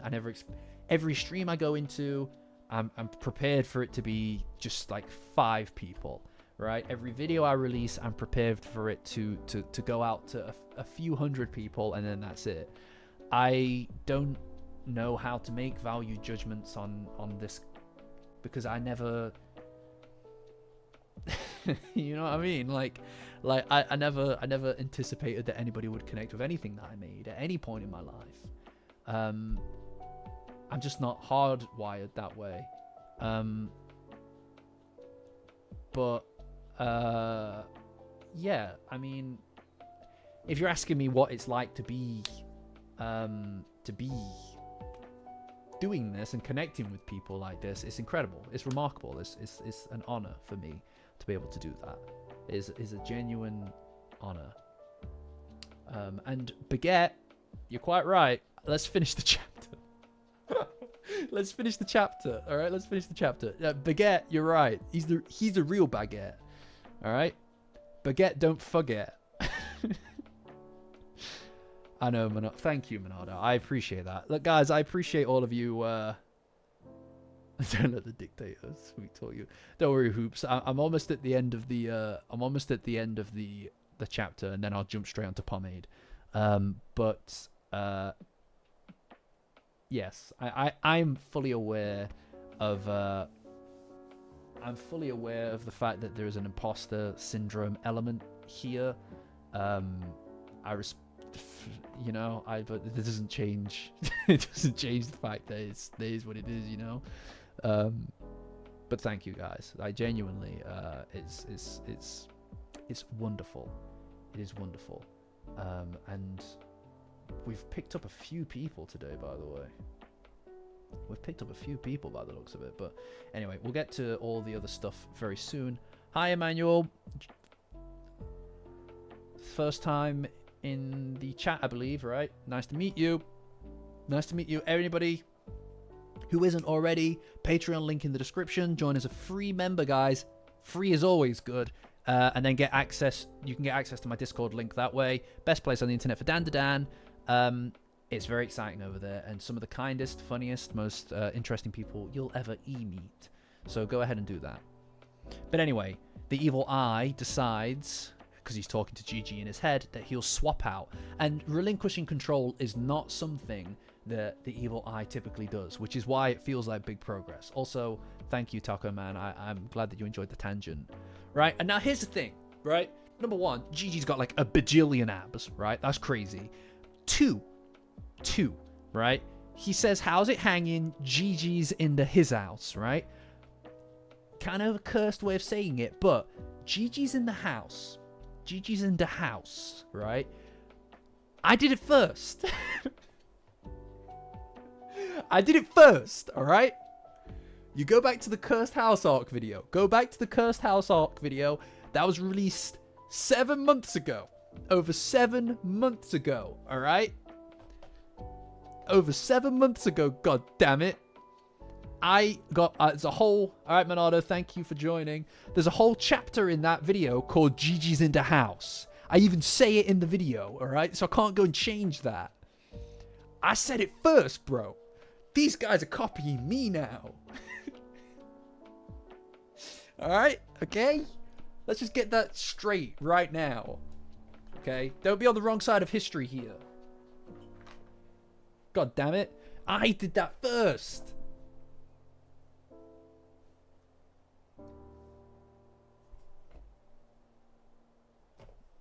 Where's the money? I assume the check's in the mail. Please don't copyright strike me. Please don't copyright strike me. Shueisha, please don't copyright strike me. I'm begging you. Not again, please. Just don't do it, I'm begging you. Anyway, Gigi shows up and he's like, pew pew, it's badass. He's a badass. He's a silly guy. That will be it. That's the $10. That's the $10 tier. Right? You want me to hit the silly guy? There you go. That's the $10 tier. Yeah. You got those ones. That one was free. The first one's always free, guys. The first hit is always free. Monetizing my goddamn actions is cursed. That is accursed. Absolutely accursed. 140 members in the Discord, ladies and gentlemen. Very, very thrilling. Very thrilling. Is that correct? I don't think that's correct. Is it correct? I don't know if that is actually correct. Did that many people join today? I'll check afterward. Is it correct? Oh, wow. Okay. We never did get it. You're right. Yeah. Oh, you know, my Twitter account for literally a decade, my Twitter account has said, all I want in life is to be big enough to land a NordVPN sponsorship. It's been that for 10 years. Reach out, guys. Come on. Come on. You know? People want to get past the censors in the UK. All right, guys. Nah, it was not Raid Shadow Legends. It was NordVPN. Anyway, then the Cringe Lord Supreme, the Cringe Meister Supreme, is all like, "Ooh, do you wish to perish?" He's so lame. If you suffer my attacks in your flesh and blood state, you'll die. And that would tote suck. Yeah, GG. He's like, what are you gonna do, idiot? What are you gonna do? And he hits him with the Kamehameha. And then his face, he's like, wow, this is incredibly painful. We need Momo up here. We need Momo up here in this fight. What the hell? What the hell? You know, that's what we need. Momo would have him. She'd take him to the cleaners. I know. Don't worry, Brand. Don't worry, Brand. It'll be any day now. Be any day now. I swear to God, any day we'll land that NordVPN sponsorship, right?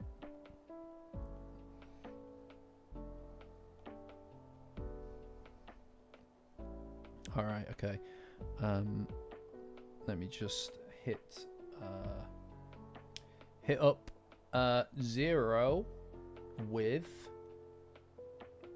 the Yokai Power User tier. Absolute pleasure. That's another one on the Yokai Power User tier. So now is the pomade, guys. All right, now is pomade. All right. Now is pomade. Which 0? Wait, is that the wrong 0? Is that the wrong 0? Are there 2 zeros? I hope not. I hope that's the correct one. Anyway. Right, so pomade. Right, so as I mentioned earlier, guys, and a couple of times throughout the stream, 0, are you in the Discord? There's somebody called 0 in the Discord. I presume that is you. Just so that I know that I'm actually giving the right person the Yokai Power User role in the Discord. Just let me know. Anyway, so guys, obviously, as I've all right, great. There are 2 zeros. Well, who just commented? Who just commented in? Anybody who's the correct 0? Oh, did I? Sorry, 0. Other 0. My apologies. I'll figure it out. I'll figure it out later. Don't worry about it. Support. You're a support is trash. Don't be like support. That is just like, she's a proper bottom feeder. Anyway, guys, I appreciate your honesty, G1 Rocket. I appreciate your honesty. Anyway, yeah, she's a bottom feeder, but I don't have to do anything burlap sack. Although I'll figure something out for G1 Rocket. You know what, Rocket? I'll figure something out for you. For your honesty. That is incredibly honest of you. You didn't need to be honest. You could have been a piece of shit. You could have been a piece of shit like support, but you were very honest. So I will figure out something for you. So thank you. Anyway, right, like I said a few times, guys, earlier in the yeah, don't be like support. Quite right. I'm Spartacus. That was funny. Anyway, as I mentioned a few times, guys, you know, I don't run ads on the streams or anything because you guys do everything here. It's incredible. It is incredible.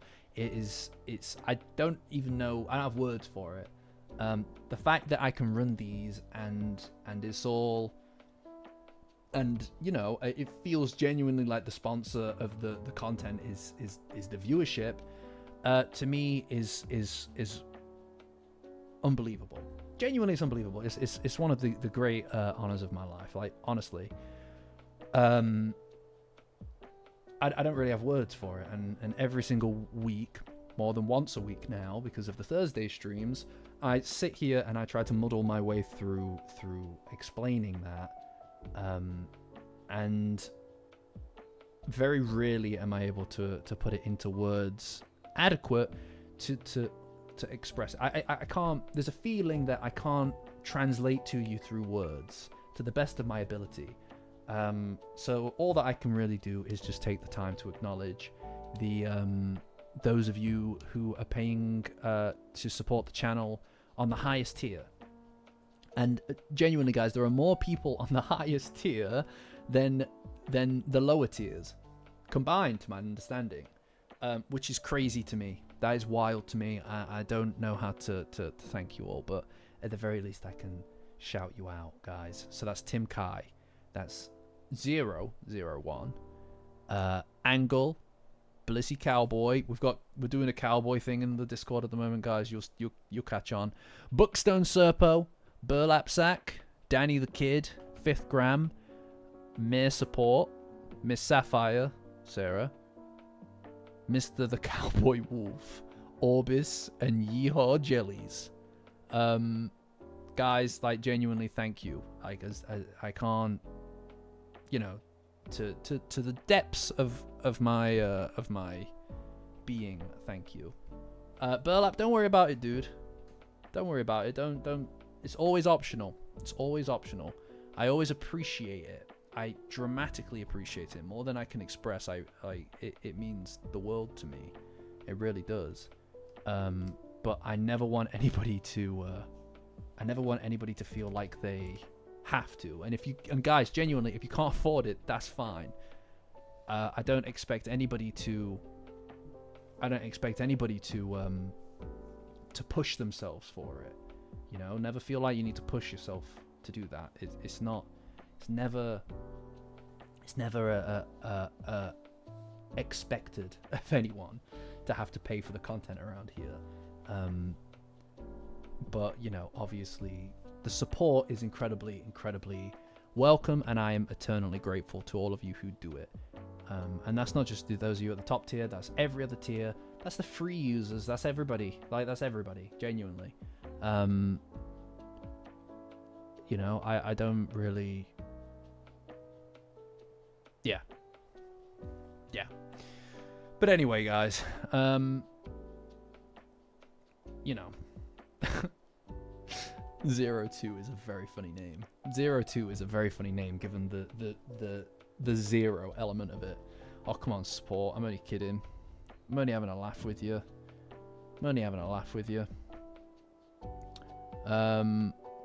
Anyway, guys, yes, so I did say that I'd talk about the video and the channel a little bit in this second half of this. And yeah, if that's still of interest to everybody, then I'm happy to do it. So obviously, video went out, and as a consequence of that, there's been a pretty big uptick in the channel's performance, which is really cool. You know, it's slowed down a little bit now, which is totally fine, but 30,000, well, just shy of 30,000 views for a piece of content in a day is unbelievable. In a day, the second highest performing piece of content, was less than 9,000 views in the same period of time. So we are like 3 times ahead of that, which is crazy for a piece of content that I put together in a day and a half. It's yeah, it's pretty crazy, and it's been wonderful to see so much response to it. And you know, I don't expect every time it'll be like that, but it has been an absolute pleasure to see the channel so active recently. I'm just sat here constantly checking my analytics just so that I can see the number go up in real time. It's you know, it's a singular experience. It's a singular feeling. I'm very proud of the video. I'm very proud of the content that I made. No, I'm not. Don't worry about it, Blissy. I totally understand where you're coming from as well. I appreciate that you're making sure that I don't go off the deep end with it. I'm okay. But it is a very intoxicating feeling for sure.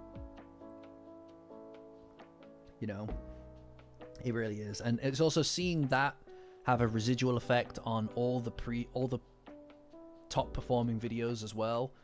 Is also great.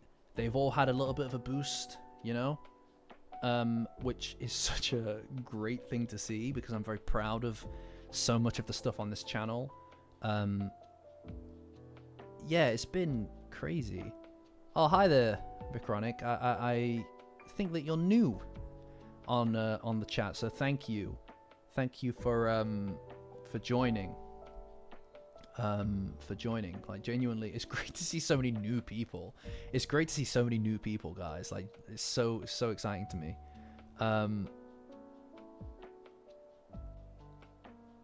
That's very kind. That's a very kind comment. Thank you. Yeah. Wow. No, thank you. That is incredibly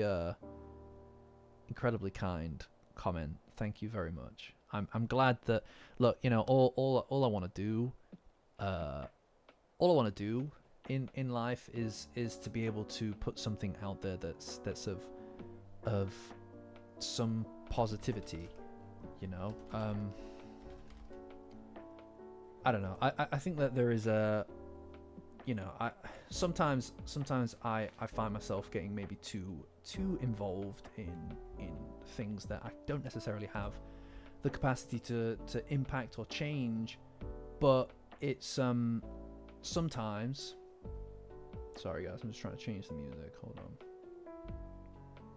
Sometimes it can be nice to change the music a little. So obviously we've been listening to that for a while.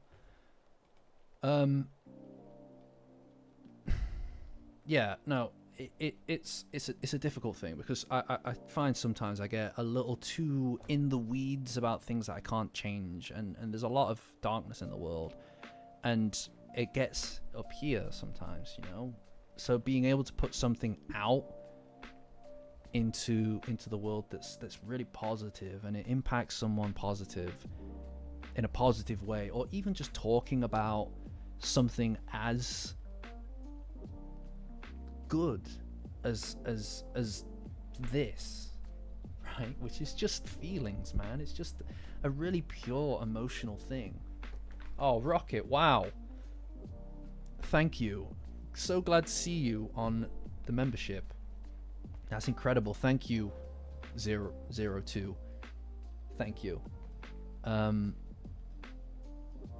That's okay. No, that's all right. No worries, Vicronic. I'm just trying. I suppose what I'm trying to say is that, to me, there are a lot of things that I can't impact at all.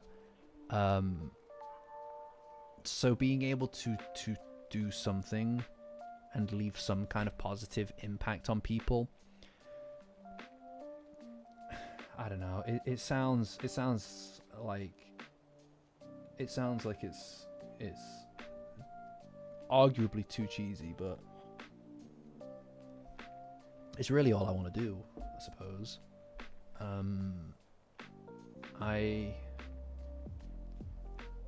Yeah, I mean, it's I don't know. It's a pleasure. Every time I read the comments, like, I respond to all the comments, and it's not because of like engagement, right? I respond to all the comments because it means a lot to me to see that people have have put down a comment, like have posted a comment, and I want to get back to as many people as I can because of that. It's such a pleasure. I mean, like, Eric, I don't know what getting big looks like in this context. I mean, this is, I feel like this is just the same as it's ever been since I started. I'm more confident than I was, but I'm this is just me, you know, and there's not really there's nothing else that I know how to be, right? Thank you. That means a lot to see. Thank you. You know, there's yeah, there's just a lot of things, a lot of things that you can't impact. So the fact that I'm able to kind of like have a positive impact even through because, you know, the videos are about Dandadan, obviously, but there's a lot of me in the way that I try to transfer that to you, or translate it, because that's my perception of this property, this media, a story and characters. This is my perception of it. This is how I view it, and this is what it means to me. And the fact that so many other people can connect with that and learn that it means the same things or similar things to them, and I genuinely, the greatest comments that I see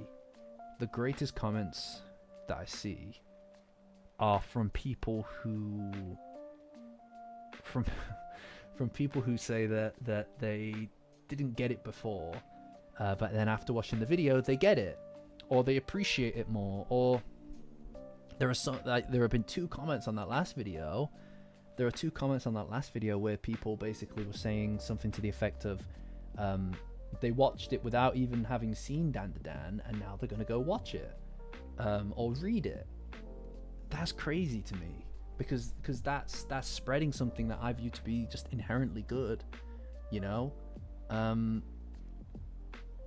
I don't know what making it looks like. Like, the thing is, Ben, like, if you're in the chair, right? You're here, you're in the chair with me. You're also doing what I'm doing.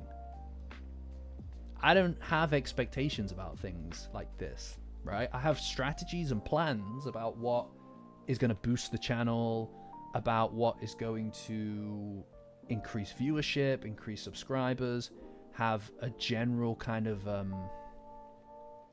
idea about what it is that I'm doing with the channel. And I do have an idea of what I'm doing with the channel. I have strategies, and I have plans about what it is that I want to do, and how I want to do it, and how to grow the channel, right? Like, the shorter videos themselves are part of that strategy. It means I can get stuff out quicker, and I can increase the kind of like growth of the channel, like the momentum behind the growth of the channel. I mean, look at how many people are here in this live stream. This is way higher than my typical concurrent viewership, right? And that's partially because of the recent video. It's growing the channel's core audience in a slow but really sustainable way. And I'm making sure that only the best people, which is all of you guys, are finding the way here to me. But that doesn't mean that I necessarily have expectations of how that's going to end up, right? I don't know what my end of year plan is. I don't know what my next year plan is. I don't really have one, nor do I necessarily have a plan. Isn't the right word. My end result of those plans, let's say. I didn't expect any of these videos to do well. Even that last video that I put out, I didn't think would necessarily hit with people, because it's different. It's not what people necessarily expect to see, I don't think, when it comes to one of those analysis videos, because it's very emotional. It's very emotionally driven. And the fact that people do connect with it is great. I adore that. But I didn't expect it. So I'm not going anywhere like big or whatever. It's like it's a modest channel with modest growth, and I'm fine with that. I'm fine with a modest existence if it's one that's meaningful, right? When you get bigger, it's suddenly the expectations to stay on top of trends, to stay on top of making content that you don't want to make, suddenly that starts to creep its way in. I don't really want to do that. Even if it means that you get maybe more money from it, something like that. But it's like, you know, Metal Gear Solid, maybe one day. I love Metal Gear Solid. Kojima is my absolute hero. The maid outfit, oh my lord, no. Oh my lord, no. Yeah, we'll get there. I mean, where are we? Let me check. 4,333 subscribers. Crazy. That's crazy, to be fair. That is crazy. Yeah, Kojima is God. Yeah, the Minecraft thing is still on hold. I'm sorry. It's purely because I've been like doubling down on content creation, right? We had a drought. We had a massive drought of content after the Kaiju arc video went up, like back in May. It took me like well over a month to get a piece of content done. And now, out of nowhere, we've had 3 videos in a month, right? And I've got another video pretty much done. I have a few caveats with it that I want to just change up. But I've got another video that is pretty much done. And that I'm hoping can be released this week. Unless here's the big thing, guys. Here's the big difference. If this Thursday I anticipate we'll be seeing the car scene. Now, it's I'm trying to think of how to adequately explain it. No, thank you, Vicronic. Thank you. No, genuinely, that is an incredible message. I really appreciate that. Whatever it is that you get from me, I get back as well. So thank you.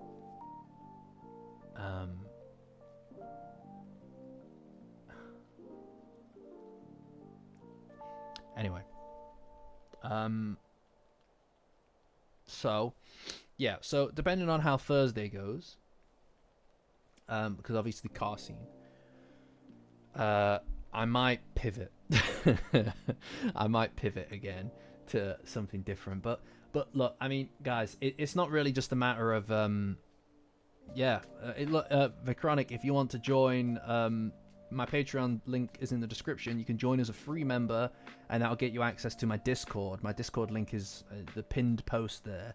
You can join that for free, and we have lots of discussions about Dandadan and lots of stuff on my Discord. If you want to join, no pressure.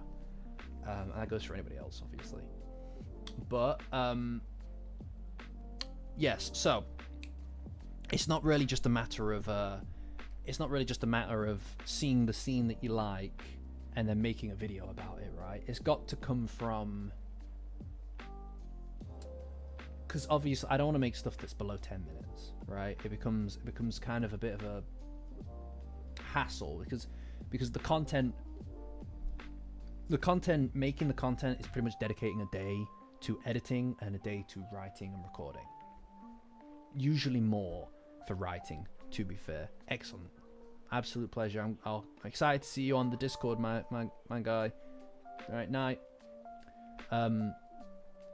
Yeah, so it can take a day or two of writing, and then a few hours of recording, and then editing can take all day. If it's a 20-minute video, all day, right? It'll take all day.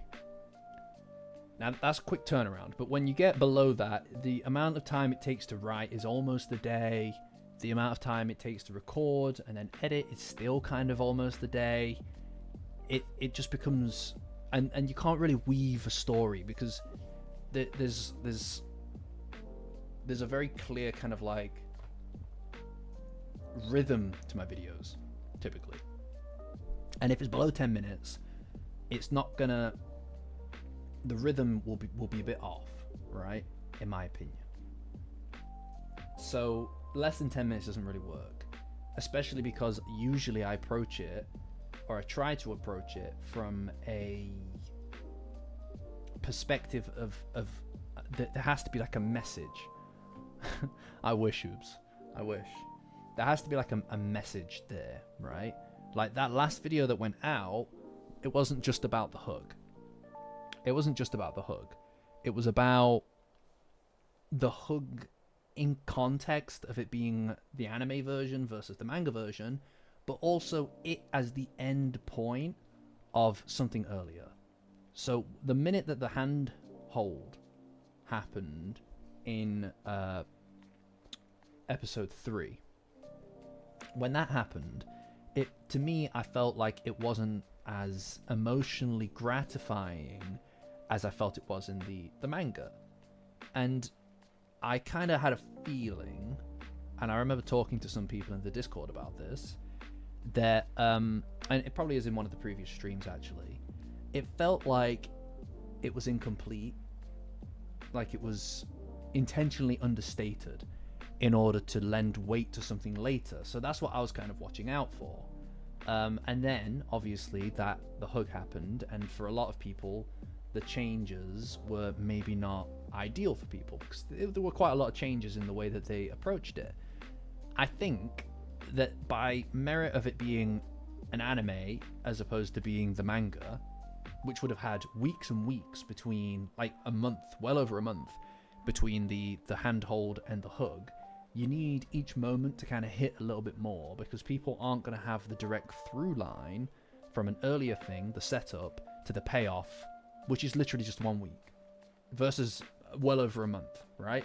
So each moment needs to be its own singular thing, and you can only get across, I feel, so much nuance in the drawing, in the manga drawing, without there being still frames, right? And our imagination fills in the blanks. You can't compete with the imagination, really. So changing things here and there to kind of make it one person's vision, which is usually what a quality direction is it's the director's vision of events, and instilling that into the animation is more important than giving you something that is just going to be a one-to-one to the manga, right? So creating an understated handhold so that can then work in the build-up towards this payoff, the hug, to me is what made sense. And that's how I viewed it after the hug had happened, right? That felt like the beginning of this thing, right? Like when Momo's running, her mind keeps going back to that moment, because that's the beginning of her understanding what he means to her. But then the hug is the acceptance that this is all true, right? Because that is like the beginning. That's like cracking it open. And then all the worries and all the stress of this promise, right? Of the promise to come back, and the promise to save him. Making that promise opens the door to all of these other anxieties and fears and feelings of failure as well, to not be able to sustain what it is, that beginning point, that initial opening point. And then the hug itself is all of that stuff is like just grabbing it up and then just accepting it for what it is, which is the moment that in my mind Momo accepted that she was in love. Whereas Okarun's happened way back with Taru, right? But they mirror each other in a way. And I think that Okarun accepting his love for Momo is very tied up in his insecurities, very tied up in his lack of confidence, which they built up over a season, right? Momo, on the other hand, she doesn't let her guard down or let herself feel the things that she does feel openly and unafraid to do so. So that moment, the hug, making it less of just a straight up expression and giving it some added complexity, just gives it texture, you know? Like it makes like her looking down and not letting him see her cry is it's very powerful, because it's clear to me, anybody can tell, he can tell, obviously she's crying, obviously. What you're not even really hiding it at a certain point, but what you're doing is it's the illusion of hiding it. It's like you can see through the facade, but the fact that that she's trying to put that facade up in the first place is the point, right? And all of those things, all of these things that I just described in less a less eloquent way as the writing in the video, that was what I wanted to get across with the video. Not just glazing the hug, right? It's not just glazing the hug, although that is a big part of it. It's getting all of those little tidbits and complexities, that timeline of events and all the feelings inside of it, and instilling that in a video and sharing that with people is more than just saying, this is a thing I like, here, look at the thing I like. It's trying to pass over that version of events that exists in my mind, how I view it, and giving that to people and seeing how they feel about it. So if there is something in this, even if the car scene is wonderful, and I don't doubt it will be, I reckon it will be, even if it's wonderful, if it's just 2 minutes of pure perfection, there's nothing to write about. There's nothing to write about in there, because it's like you can just watch it and you know, right? Like there's nothing I can say that's gonna elevate it or provide some degree of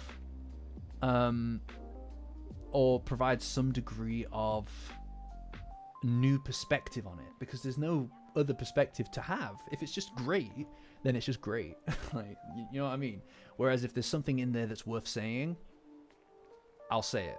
I'll pivot to that and I'll make the video. I swear to God I will. But if there's not, then I can't. So that's the question. That's where we're at the moment. And it's frustrating because I can't know these things until I've seen it, you know? And that means that I need to get into work mode. It eats up your life really quickly, but god damn it, I love it. The ED. Oh yeah, if you want to see my ED analysis, guys, yeah, it'll be the same as that. Discord, guys, that's where it is. Patreon link in the description. Join as a free member to get access to my Discord. Burlapsack, sorry, I missed your comment earlier. Yeah, I'm looking forward to the car scene. That's what I need. I need that in my heart. I'm also very, very curious about what the Hayashi band is going to be. God damn, I'm looking forward to that.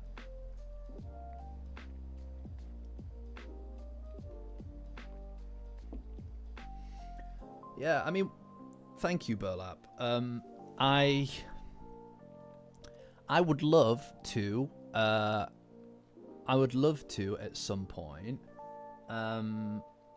maybe do a poll in the Discord about what people's favorite video is, and then see what garners the most votes. I mean, I'm very proud of that video, guys. It's a very strange. What is this? Just summarize everything I just said. Basically, I just described that video that I released again. I'm very proud of that video, and it's always a massive blessing to me. It's always a massive blessing to me that that people connect with the content at all. It is very funny though that you can spend weeks on a multi-hour epic, right? A multi-hour epic, and it takes planning and rewrites on top of rewrites and editing for hours on top of hours, versus a video that I write in a day, less than a day, and then edit in a day, and then just sit on it for a day, and then release it on another, and then it just explodes. Like, you don't know what's gonna hit, man. You know, like, it's not disheartening. Well, I was a bit disheartened with the season 1 retold, but I think that's just the nature of how I package the video, to be honest. I'm still very proud of it. At the end of the day, my core audience expect one thing, and then videos that are going to connect with and grow the channel is something completely different.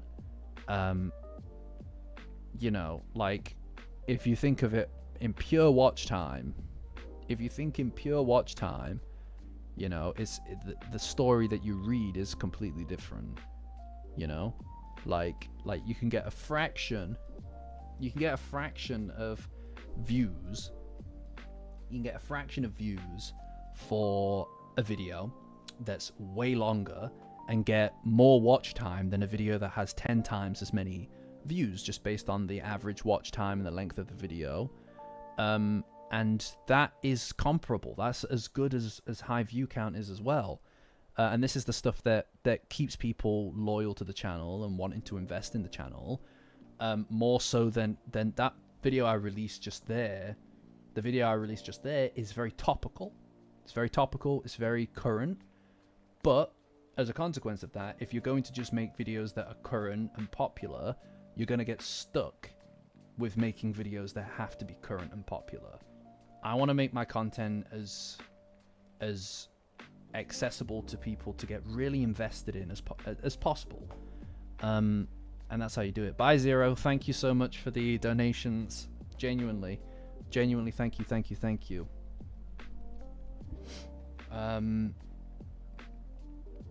you, Zero. But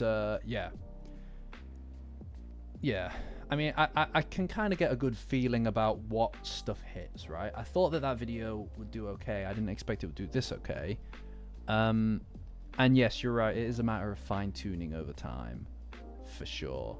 I mean, right now I'm still learning, you know. It's still really early days. And the fact that people are watching my stuff at all is more than enough, really. You know, I mean, the video's kind of starting to reach its natural slowdown point, because it kind of, your audience gets like, you saturate the viewership, and then it slows down dramatically. But you know, this has been huge release for the content for this video. It's been absolutely a pleasure. But it is a matter of fine-tuning things over time, right? And some of them aren't going to hit. Some of them aren't going to hit. Some of them aren't going to hit. Some of them, it doesn't really matter at the end of the day. You just keep making. And this is the beauty of being properly supported through the community as well. It takes a bit of pressure off of those things, right? Like, if you don't have an active, and I've said this a bunch of times, I can't stress it enough. If you don't have an active, strong core audience of people who are invested in the channel content, everybody in this stream, everybody on the Discord, all the people who show up to the premieres, even the people who are even the people who just lurk, who don't necessarily comment, but lurk. And there are a bunch of them. That's the core audience. If you have a strong core audience, like genuinely I believe this. I believe that if you have a strong core audience, you don't need to worry as much about just collecting up new people, because you don't need to no worries, Hoops, catch you, thanks for joining. You don't need to worry about every single video reaching new people. I can guarantee that there's going to be some level of interaction with people because of the fact that I know what my core audience wants. It's just the same stuff that I want to make. But if you don't have that, strong core audience that are really aligned with the message and care about the growth of the channel and the person behind the channel, you will have to, every single time, hit a topic. You need to hit a topic that's going to connect with people. People who you don't necessarily know are invested in the channel. And because of that, it means that your job's way more harder and, frankly, quite anxiety inducing. I'd hate that. Like, if you were to ask me right now, what are you going to do to mimic the success of that last video? No idea. Not even the slightest. You could probably milk the next episode, the car scene, but I want to do justice to the car scene, man. I want to do justice to the car scene. You know, I don't want to just make the video for the sake of making it. It's very funny support. I don't know because you never expect it. I don't think a mohawk would put viewership through the roof, to be honest. I think that there are a good portion of people who enjoy my hair as it is, except Janny. She made me have a big bald patch in one of her drawings. Yeah, I mean, the fact that Okaroon's bowl cut is the worst cut. It's the worst cut. Ain't nobody respect bowl cut Okaroon. No, the fact that so many people join the streams and stay coming back to the streams is a very good sign for sure. So thanks, guys. I hate you, Toaster. I love you, Toaster, but I hate you. I know.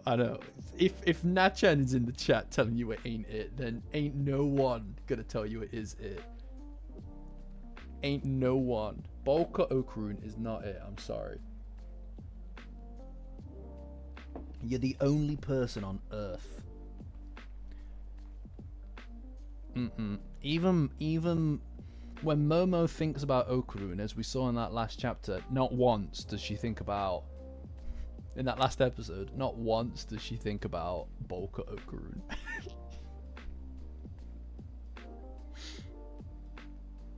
Not once. Nah, it's his worst cut though, isn't it? Not once does she think about that. It is a bit late. It is late, Eric, for sure. Oh, man. Yeah. Yeah, it's crazy. It's crazy support. I'm sorry. I'm sorry. You're ruining Okaroon's legacy. Right? Like, he had to abandon that. He had to abandon that cut. Bolcut GG is cursed. Bolcut GG is cursed. No, stop. Stop. Stop supporting. Stop making it happen. It's gone. It's gone and it's never coming back. Alright? It's gone. And it's never coming back. It's gone forever. You'll only see it in flashbacks now. Yeah, okay, well. Bolcut GG is cursed. That is a cursed house.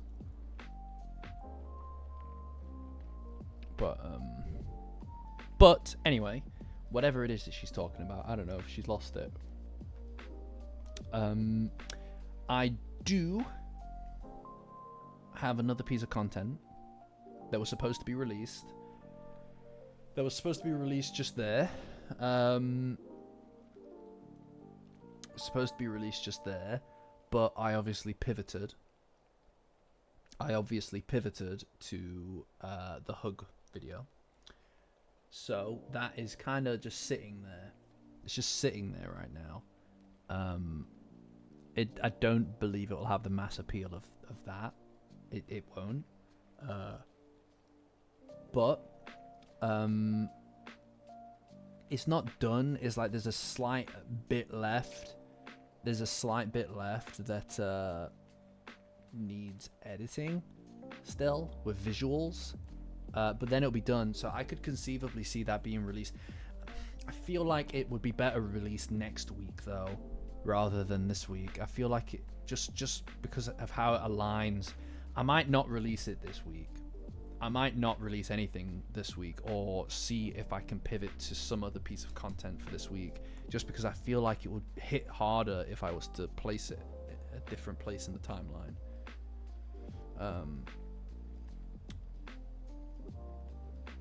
I don't know, Kendo, to be honest. I mean, ages and ages ago, I made, like 4 years ago now, I made a Cowboy Bebop video. Love Cowboy Bebop. It's hard to know what's going to grab me, though, to be honest. It's hard to know what's going to connect with me. It's not easy to get me to fall in love with anything, media-wise. I don't know.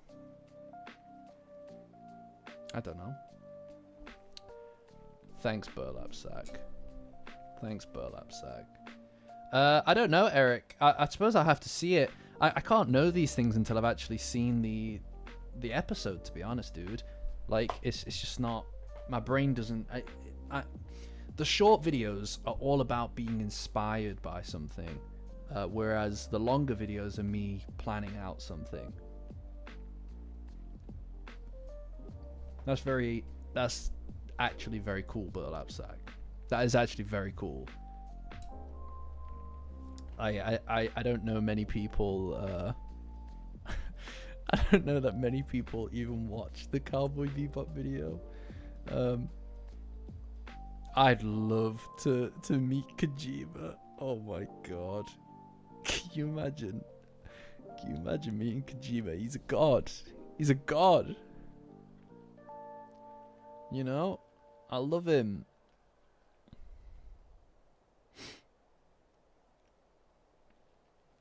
But,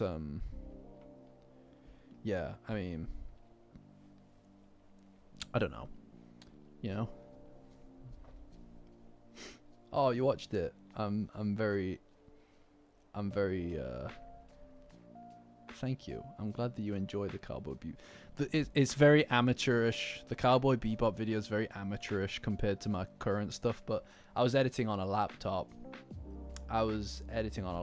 Back then and using a snowball, a USB mic. What would I ask Kojima? I don't know what I'd ask Kojima. I don't know. I don't know if I would be able to even think about. He's a genius. He's a genius. Like, actually is. One day you'll all appreciate it when I pivot to making just Hideo Kojima videos. You'll see. You'll all see. Oh, I hope you enjoy it, Sevlo. Cowboy Bebop is a great anime. I'd love to make a video about Freerun. Oh, that's a good one, Burlap Sack. I'd love to know more about Silent Hills. He's a genius. I can't. One day I'll have a session where we just talk about and glaze Kojima. I'd love to make a Freyrun video. It's just I don't know exactly what that would look like, right? Like, I've got a lot of Freyrun's a very interesting thing, right? Because I find that the characters are obviously the main draw, right? The characters are obviously the main draw, but it's funny. It's funny because maybe that might be a good idea, Burlap Sack. Actually, that might be a good idea. Just the stage. Yeah. So the characters are obviously the main draw. I don't care that much about. No, but you see, I hear what you're saying, support, right? But it's not the same. It's not the same. Like the him or the hero thing, the him or the hero and Freyren thing is what's more interesting about that is not the relationship. The relationship itself is kind of like, I don't know what happened, you don't know what happened. It's lost to time. What is really interesting about it is the fact that it never happened. Again, Stark and Fern, Himmel and Freyren are almost like a mirror image of each other, right? So Himmel and Freyren, it was her inability to see. She sees time, right, and life as this thing that goes on forever, all right. And this is the beauty of ephemerality, right? The capacity to exist in a finite amount of time is that it makes these moments mean something just inherently, because you know that there is an end point. You need to have that in mind whenever you're framing any part of your life, right? She didn't think in those dimensions because she was unable to, because of the fact that she can basically live for however long, like forever basically. She's immortal. And by the time that she did start to see, the only way that she could see these things is when it was too late. And then she started to recontextualize all of these things that had happened throughout her life that she failed to act on because of the fact that she couldn't see past herself, I think. And I think that there is a part of almost an elf-like arrogance to it in a way, right? It's the inability to, it's the capacity to look at people as though their lives being short makes them a lesser in some capacity. But it doesn't. It means that they secure and go after the moment. So Freyren understands this by the point that it's too late. So her going on this journey, and I love this whole Beyond Journey's End thing, as even just as a title, is really, really interesting because of the fact that this isn't the journey. It doesn't feel like this is the main thing. This feels like it is the epilogue, right? This is like what happens after it ends. And that's so interesting as a concept, I find. And when she sees Fern and Stark, she sees herself in Fern, because obviously she's been raised to be somewhat like Freyren. She closes herself off emotionally, not because of the fact that she's an elf, but because of the fact that she's been through a lot. She's obviously, had a lot of problems without having like a family and things like that. She closes herself off emotionally, is almost elf-like, right? But not because she's an elf. It's just because it's easier for some people, especially when they've got something that they want to do. You lose sight of the small little things in your life because you've got this big picture. If you have this big picture in your mind, I want to do X, Y, and Z. I want to be this person, right? You lose sight of all. A big picture is made up of little pictures, right? It's like your screen in front of you is made up of tiny little pixels that you can't see, but each of these little tiny dots makes up the whole of it. And that's what a life is. It's snapshots of moments that make up life, right? And I one thing that I've always subscribed to is that the reality is we don't really live in a moment, and we don't live in moments to come, really. our existence is made up of all the things that have already happened, right? We are in essence, the sum of all of our experiences. Even just there, that's now a memory. That's gone. That, like, is every single second and minute that passes is now just a memory. It is what once was. And these memories are so important because it's not that they happen and then they're gone necessarily. They're a living, breathing entity. Hi, Jellies. Yeah, we're getting close to the end now, but it's good to see you. They're a living, breathing entity. The way that you act and you will act impacts the way that you view and perceive these things that have already happened, right? Like obviously in the moment and for the majority of Freyrun's life, she's viewed Himmel as just this guy that she went on an adventure with, went on a journey with, right? A quest. But it isn't until she starts to realize that she didn't make the most of that time that she starts to re-experience those past things and recontextualize them in her head. And now suddenly they're a completely different thing. It meant a completely different thing, right? All right, thanks for joining. But yes, no. So the first 2 episodes, but like I think it was Burlap Sack that said it. The first 2 episodes are what really interest me about Freyrun. The first 2 episodes are what really hit me. But the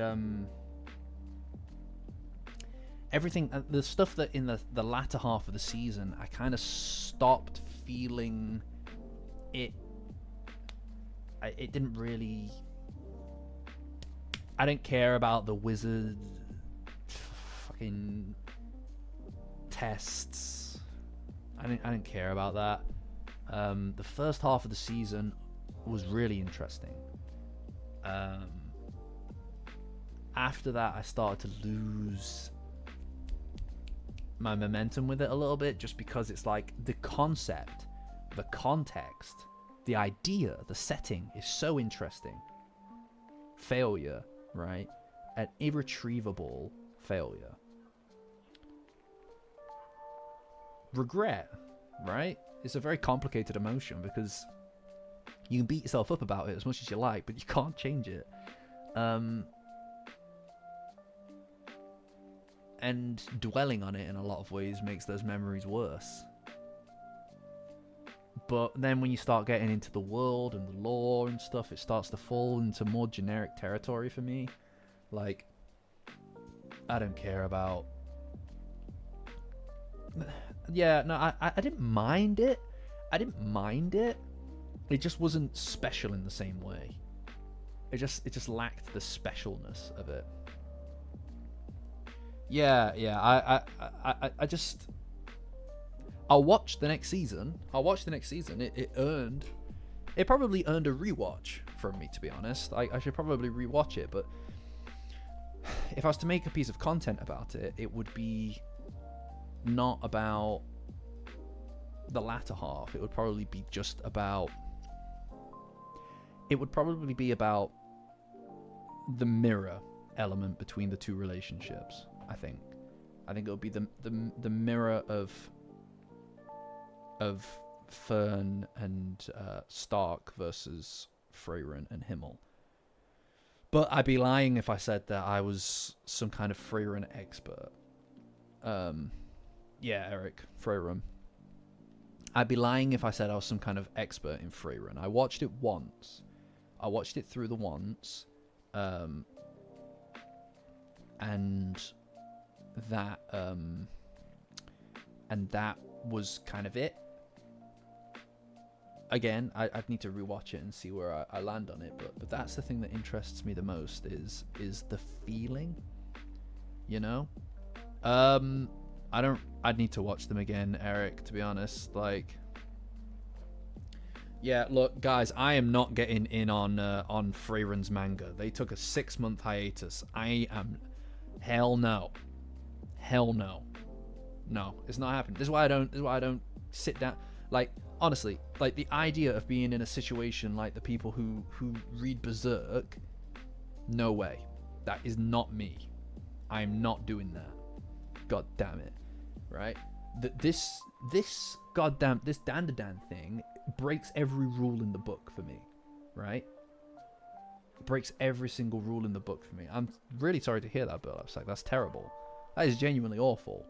But it doesn't change the facts. It doesn't change the facts. Hell no. I can't do it. You know?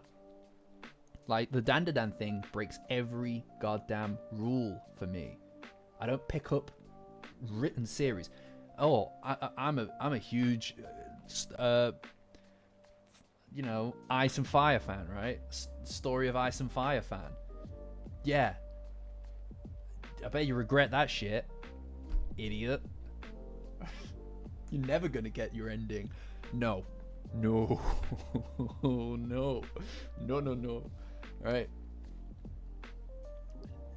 Dandadan is the only one. I'm not letting this become a thing for me. Alright. I'm not letting this become a thing for me. Okay? Like, you're all, you know what I mean? You, like, a 6-month hiatus is hell.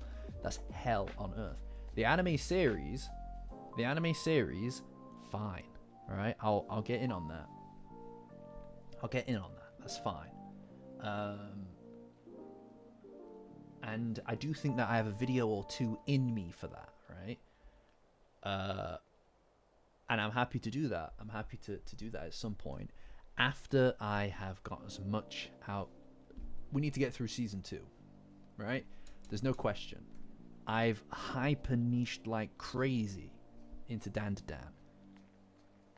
I will absolutely pick up Spy Family, but like... I want to check out Spy Family. It's just I need to learn a bit more about it. I don't want to accidentally jump in on something that is also going to be difficult for me to look, man. Guys, look, you may have realized it with the Dandadan thing, right? But I laser focus in on things I like. All right, I laser the hell in on things that I like. And it becomes my thing, right? I think Dandadan's was like a month or something like that, like 5 weeks maybe.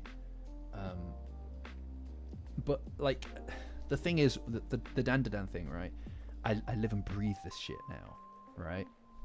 And I like to think that I am absolutely, I'm kind of obsessed with it, but I have a degree of expertise in it at this point, right?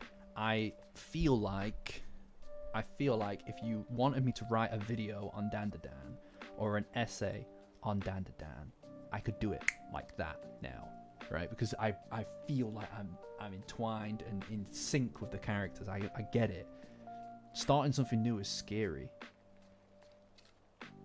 I saw that silent voice in your name.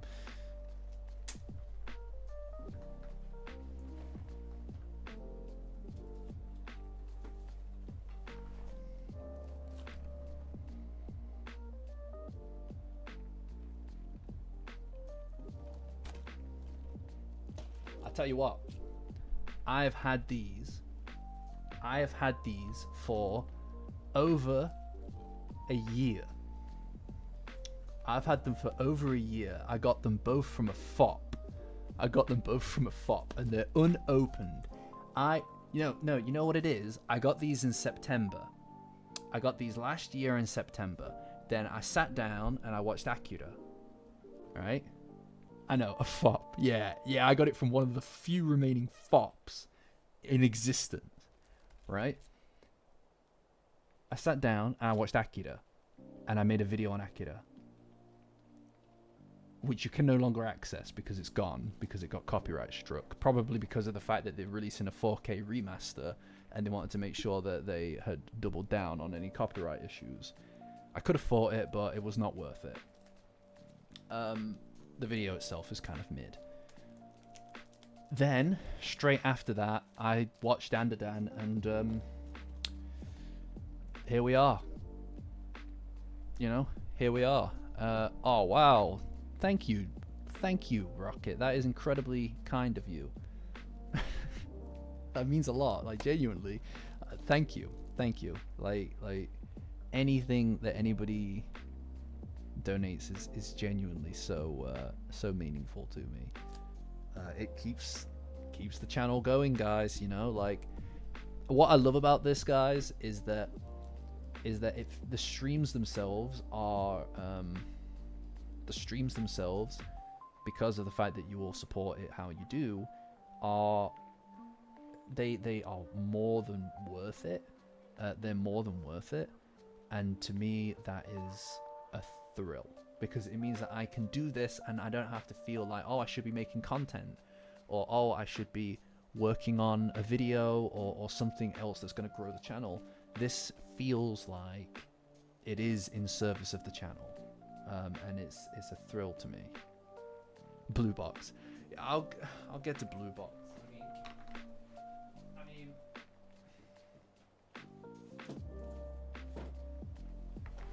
here's the thing, guys. That's alright, support. I'm probably not going to be kicking about for much longer either. Here's the thing with blue box, right? Thanks, Blissy. Thank you.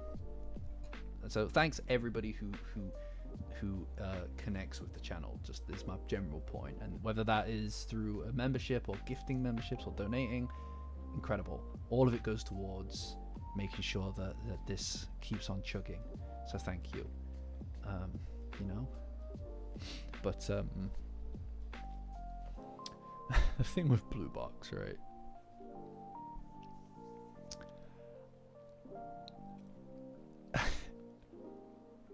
I've not got anything against it. I've not read it.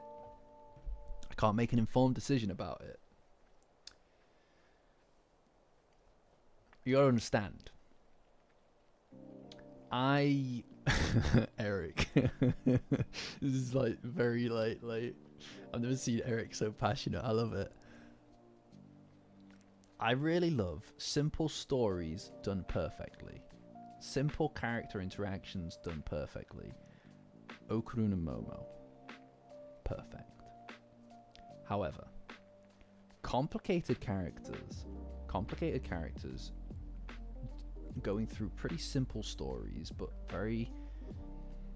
in a very signature them kind of way is something I really like. But what I've seen of Blue Box, it's not like I'm gonna check it out. I swear I will. But it just doesn't seem like, you know, like it just kind of seems a bit more you know. I want to tell you, it doesn't seem as,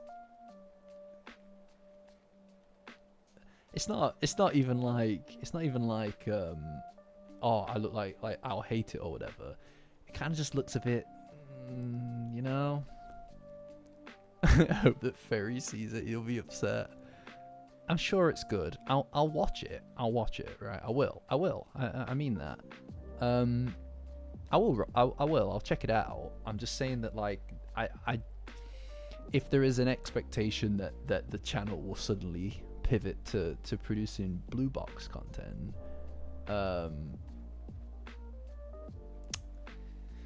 you know, like, it's hard to view that in my mind. It's hard to see that happening. Also, I'm gonna just be honest, I don't really like the art style as much. I don't like the art style as much as Dandadan.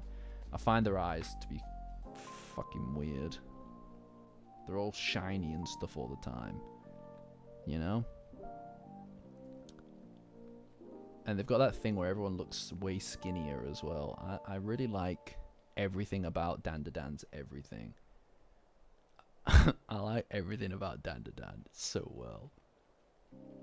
Yeah, it's I don't know. It's like their eyes are like crystals all the time. It's like, it really puts me off.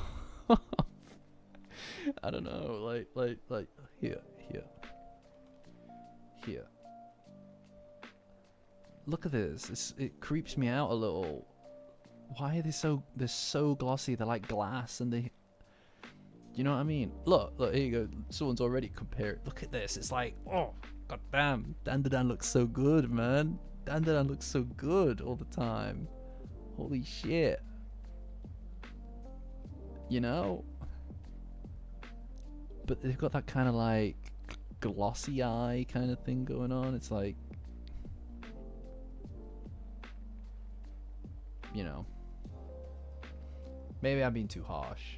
Maybe I'm being too harsh. I'll watch it. I'll check it out. I'm not gonna not. I'm just saying that, like, you know, have you seen Apothecary? I've not seen it yet, but I would like to see that. People talk really positively about that. I don't know that the character's necessary. Again, worth remembering, guys, I'm very much a character-driven guy, right? I don't know if the relationships... it's hard to get a relationship in an anime that was like...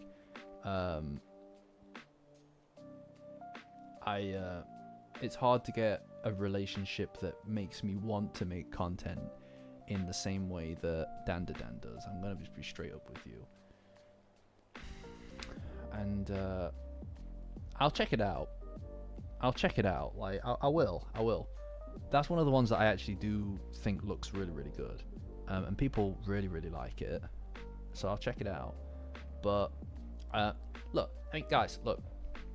Worth remembering, and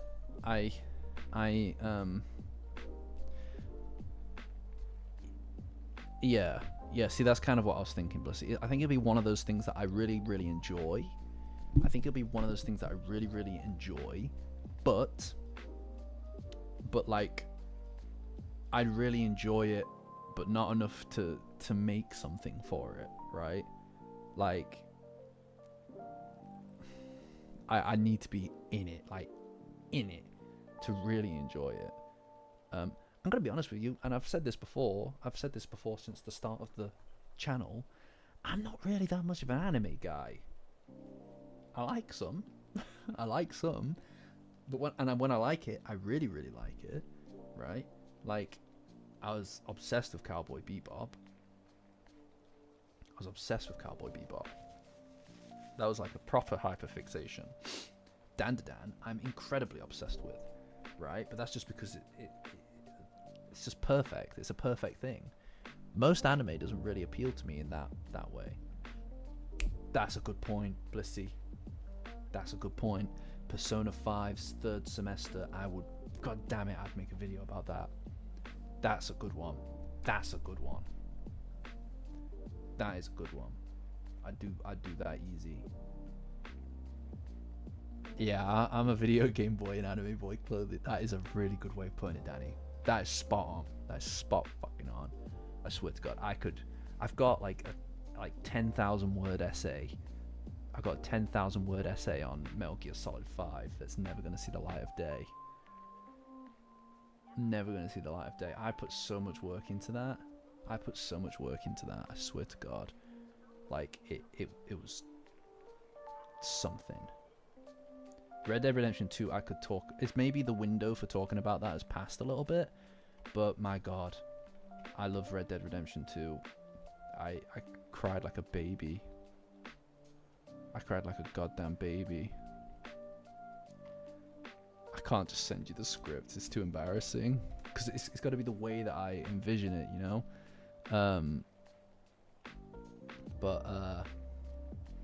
No, there's a lot of really good stuff in there. Like that I really enjoyed when it comes to the Metal Gear Solid video. Hold on. Yeah, because obviously what it was a Metal Gear Solid 5 video. Because I think the story of Metal Gear Solid 5 is not perfect, but when you sit down and you really give Kojima the breathing room thematically to understand. It's really dry, guys. Like, this video is really dry. I'd maybe stage going through it one day. I'd maybe go through it on the stage with you at some point, just so I could offer some context for what's being spoken about, right? Like, what's really important, right? Am I talking about this? Should I talk about this? Does anybody actually want to hear me talk about this? Because it's a complete... most of it's not going to make sense to most of you. I should probably just go back to thingy. Yeah. It's not really... No, it's not going to... it's not really going to make sense. Alright, support catcher. Right, okay. I'll gloss over some of it, right? I'll gloss over it. Thank you. Oh, that's very kind of you, Jellies. That's very kind of you. Right. So, Metal Gear Solid 1. Kojima releases Metal Gear and Metal Gear 2, right? So these are the games that are like 2D kind of things, right? Which are pretty simple stories, but the idea is that sneaking around and not engaging your enemy and not fighting your enemy is the point of the game. Now, for now in 2025, that maybe is like, okay, it's a sneaking game. Psycho Mantis, you're that ninja. Now, that is like not daring at all. That's just a sneaking game. Every game has sneaking mechanics, but back then, to have a game, a military game, a combat game, where you don't fight, you sneak around, is crazy. It's crazy. People don't do that. But Kojima, he did that because he's a madman. The guy's crazy. He made a game. The worst bit about video games is walking, is traveling from A to B, and he made that the whole game for Death Stranding. The guy's a crazy man, but he's a fucking genius, right? So he releases Metal Gear Solid 1. Okay, Metal Gear Solid 1 is literally just that transposed to the PlayStation. Okay. And it is a continuation, but it's obviously 3D. Metal Gear Solid, right? So Metal Gear Solid. The idea being 3 dimensions, kind of like a solid state, as well as the main character being Solid Snake, right? Now that in itself is again quite a simple story, but it is about... There's a lot of really interesting things in there about the military industrial complex and things like that. Kojima is incredibly anti-war, so to get that and wrap it up in a game about conflict and fighting is already crazy stuff, right? He's a very fascinating individual, especially his stance regarding nuclear proliferation. But anyway, that is a whole thing in and of itself. I'm not going to get into these games. This is just context, okay? Metal Gear Solid 2 releases, which is a masterpiece, right? But it's a masterpiece that you can only properly experience. Like this is incredible. You can only experience Metal Gear Solid 2 inside of its context to get the full weight of what it is. I don't even want to... Even describing it is... It's impossible to properly, adequately convey the risk taken with it, right? So obviously Solid Snake is the main character of Metal Gear Solid. But in the lead up to Metal Gear Solid 2... it's sold as a Metal Gear Solid sequel, obviously. Play as Solid Snake, all this stuff, right? All the trailers, every single trailer showed you playing as Snake. Your mission is to infiltrate this thing. It's just like Metal Gear Solid 1. You sit down, you play the game, and it's the perfect sequel. Like, it is the perfect sequel. All of the things from the first game carry through here, right? Carries through, and it's amazing. It is exactly how you would envision a Metal Gear Solid sequel. Until an hour and a half in the game, Solid Snake fucking dies. He just dies while you're playing as him. Like, you fucked up kind of thing. And then, for the rest of the game, never in any of the promotional anything. Like, think about this. You play as Raiden, who's kind of a bitch-made guy, right? By design. It's a bait and switch.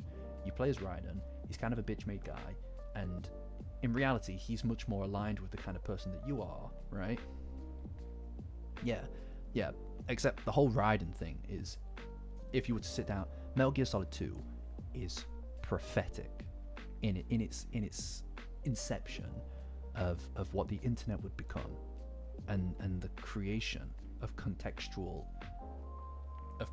right? So obviously we're talking about censorship and stuff these days a lot with the internet, but the reality is that censorship is this thing, this very hostile creation.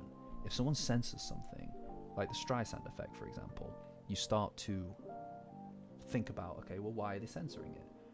What is it about this thing that they don't want me to see? And it creates a buzz, and it creates friction, and it creates resistance to it, because people don't like censorship. It's very in your face, right? However, Metal Gear Solid 2 talks about the facilitation of contextual creation, right?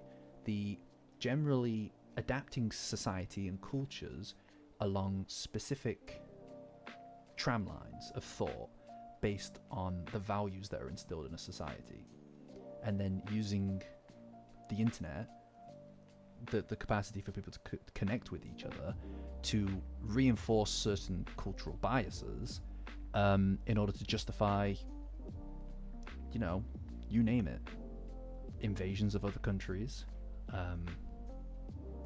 horrible dictatorships, or better yet, closing people off from certain modes of thinking just based on the information that they're even able to digest. If you create a society in which the proliferation of, let's say, anti-communist sentiment is what is proliferated and successful within the cultural norms of a society, let's say the Western world, you'll produce a society of people who think along the lines of capitalist dogma or anti-communist sentiment, and that creates people who can only think within the bounds of that, right? It's like being rich, right? Like something that I've only really just sort of looked into recently is how rich people are rich, right? So billionaires, how are you capable of being a rich person as a billionaire? It's got nothing to do with money, right? Like it's not to do with the fact that you have money or an income, because that's taxable. These people have stocks, and those stocks they utilize as collateral to borrow from banks, because that's debt. So they'll have all of their cash, all of their liquid cash is debt that they owe the bank, and they borrow that against stocks, because debt cannot be taxed. So they don't get taxed despite the fact that they have a shit ton of money, because their inherent wealth is what they use to borrow debt from the banks. So they get to live on tax-free money, income, based on the fact that they have wealth. So if you're born into a wealthier society, or you have a lot of collateral that you inherit, you can just use that to loan money from the bank, right? So you don't have to pay taxes. This enshrines in a culture your capacity or desire to inherently kind of see wealth as a north star, right? So individuality, being an individual, and the success of the individual versus the success of the collective is always at the forefront of your mind, right? That's just one example of contextual creation. And Metal Gear Solid 2 is like an impossible thing to properly unpack without a written script. But anyway, Metal Gear Solid 4, right? Metal Gear Solid 4 is awful. Metal Gear Solid 4 is awful. It's an example of Kojima going against his better judgment and trying to give the people what they want, the fans what they want, which is a conclusion to a story that was never meant to be ended, which is Metal Gear Solid 2. 3 is perfect. It's a perfect game. Metal Gear Solid 3 is a perfect game. I have nothing to say beyond that right now, but Metal Gear Solid 4 is a good example of Kojima doing something to appease the fans who wanted an ending, whilst also kind of it's riddled in a weird self-hatred. It doesn't feel good to play. It's just really long cutscenes. The actual gameplay is great. There's just not much of it. It's a weird game. and it's not Kojima at his best. So Metal Gear Solid 5 comes out, and it's a prequel, and it does the complete opposite. Metal Gear Solid 5 is Kojima doing the complete opposite of Metal Gear Solid 4. He is just making this game which doesn't really care about story or advancing any kind of fan service in favor of telling a story that is really thematically unique.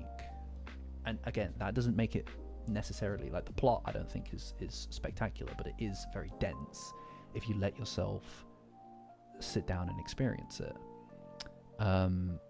And I do think that people who don't like the plot are quite fair in that assertion. I didn't like the plot when it was released. I didn't really understand what it was that I was playing. But what it's trying to say about not just the legacy of things like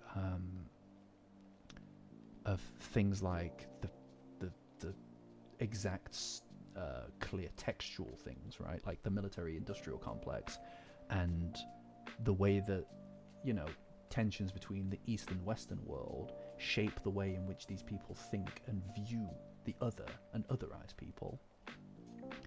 Not only is it saying something about that statement on a very political, very clear, very strict basis, but it also contends with its own legacy and the legacy of Metal Gear Solid in such an interesting way that it's I don't know, it's hard to even properly ascertain it and explain it. And I would like to go through this essay at some point. Like I said, it's very long though, guys. It was supposed to be like a video before I started doing all the Dandadan stuff, right?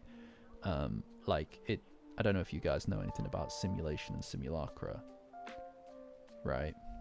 Like the way that we digest and perceive news is just so fascinating. And there's a whole section in here about an essay that Jean Baudrillard did about the Gulf War, right? The concept that the Gulf War didn't exist. So it's oh man, this is a very dense piece, though, to be fair. I don't even know how I would even have been able to adequately pair this with footage, right? Like B-roll. It's such a dense piece, right? But I think really the core of Metal Gear Solid 5, and this is really, I think, its whole thing. Thanks. I'm muddling my way through it. This is not eloquently put or anything like that, but I appreciate that you guys enjoy it. But what is the most interesting thing, in my opinion, about Metal Gear Solid 5, right? Metal Gear Solid 5's most interesting thing is language, right? It's, as I said earlier, and this is why I brought up the Metal Gear Solid 2 thing. When you talk about the facilitation and creation of context, right? The creation of context to morph and adapt the way that people think, right? We talk about it in the perspective of the internet, right? Metal Gear Solid 2 approaches it from the perspective of various different communities, locking yourself off from information that doesn't necessarily yeah, Orvis. Well, my background is in media and communications, so that kind of like postmodernist thinking is really interesting to me in the way that people digest their media, specifically news media, right? But Metal Gear Solid 2 approaches this topic from the perspective of the internet, right?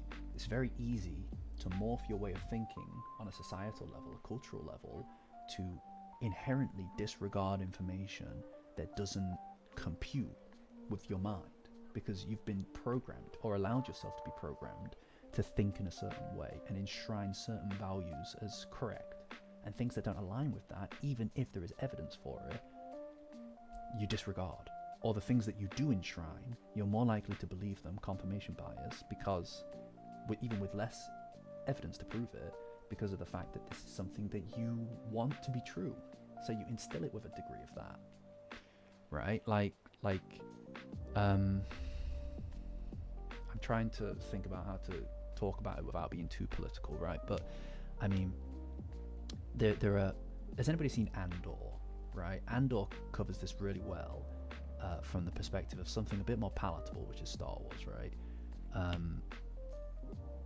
I advise watching Andor, by the way. It's a masterclass in discussing the notion of manufactured consent, right? It's very easy when you otherize a group of people and all of your news media. No, you're right, Bill Apsack, for sure. It's very easy to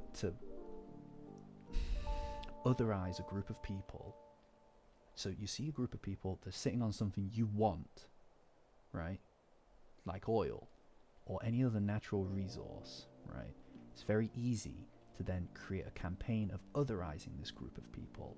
And in doing that, you convince your population that they're in some way attuned to savagery or venerate savagery, right? So then you create conditions. It justifies you going in there and creating harsh conditions, and that creates hardened people. In the creation and facilitation of these hardened people, they're going to lash out because they're oppressed, and the oppressor is you. But you, sat at home, comfy, without even realizing it, are able to just intake information that attunes itself to the confirmation bias that you're the good guy and you're doing good things over there. But the reality is, you want something. Usually resources. Most wars are resources. Or expansion, but usually resources. You want that. So you create a campaign to justify harsher measures. Harsher measures create people who fight back more violently and more harsher, and that creates this feedback loop. But all the while, your exhaustion at seeing these people from your living room, seeing all of the funds being wasted on being there, helps to justify the regime that you help prop up in doing awful things, butchering the people because you see them as less than you, savage because that's just their culture. But it's like, the reality is your culture, your imperialist dogma allowed that to be the case, right? And Andor covers this really well. You should go watch Andor. It's brilliant. Season 2 is fucking amazing. Anyway, that's an example of creating context, right? It just helps to attune your confirmation bias along the tram lines of what your society venerates as correct. Metal Gear Solid 5 approaches the same topic as a precursor to that anyway, by examining language.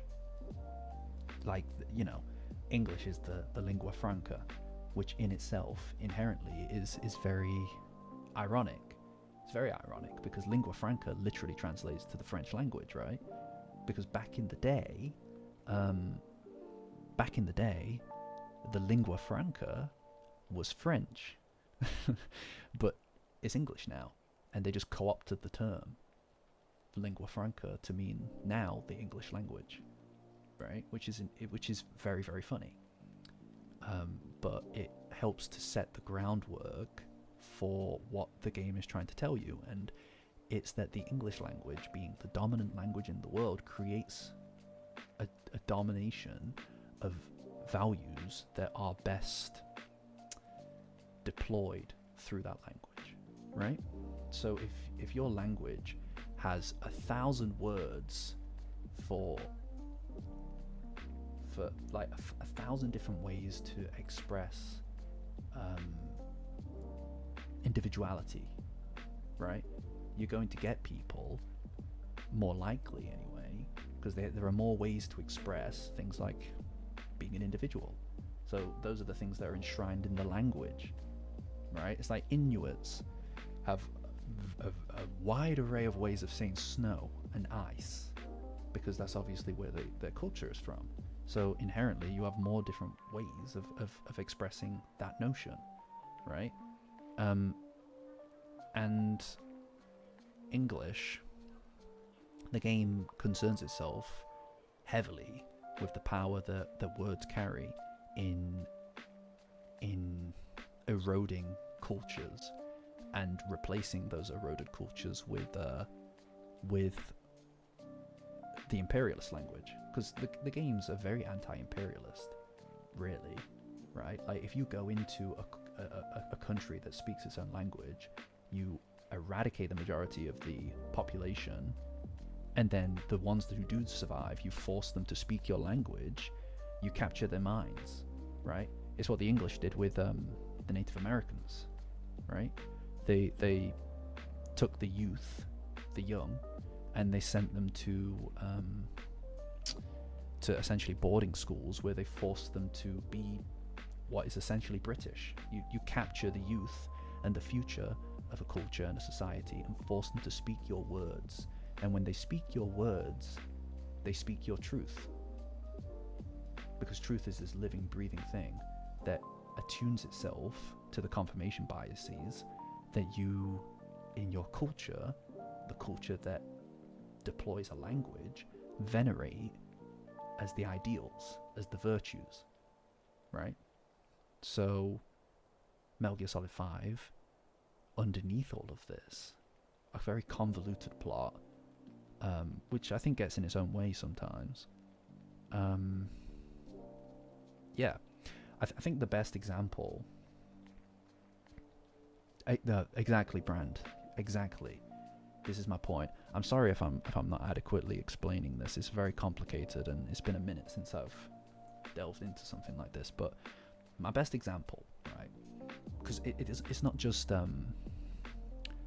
like this kind of like linguicism, right? It's very deterministic. It's a very deterministic way of looking at language, but it doesn't just exist inside of the erosion of other cultures. It exists in this kind of like, what's the term? It's there's a term for it. Diachronic variation, right?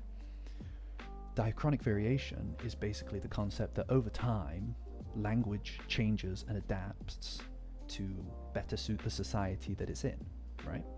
My best example that I use this in the content is the concept of ownership. Back in the day, if you own something, it's very straightforward, okay? It's mine. It's my property. This is my thing. You don't have this. It's mine, okay? Very simple.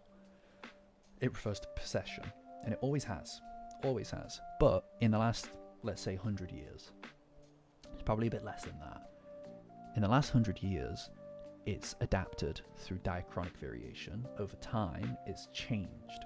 So it doesn't just refer to, I own this thing now. It also now refers to take responsibility for, right?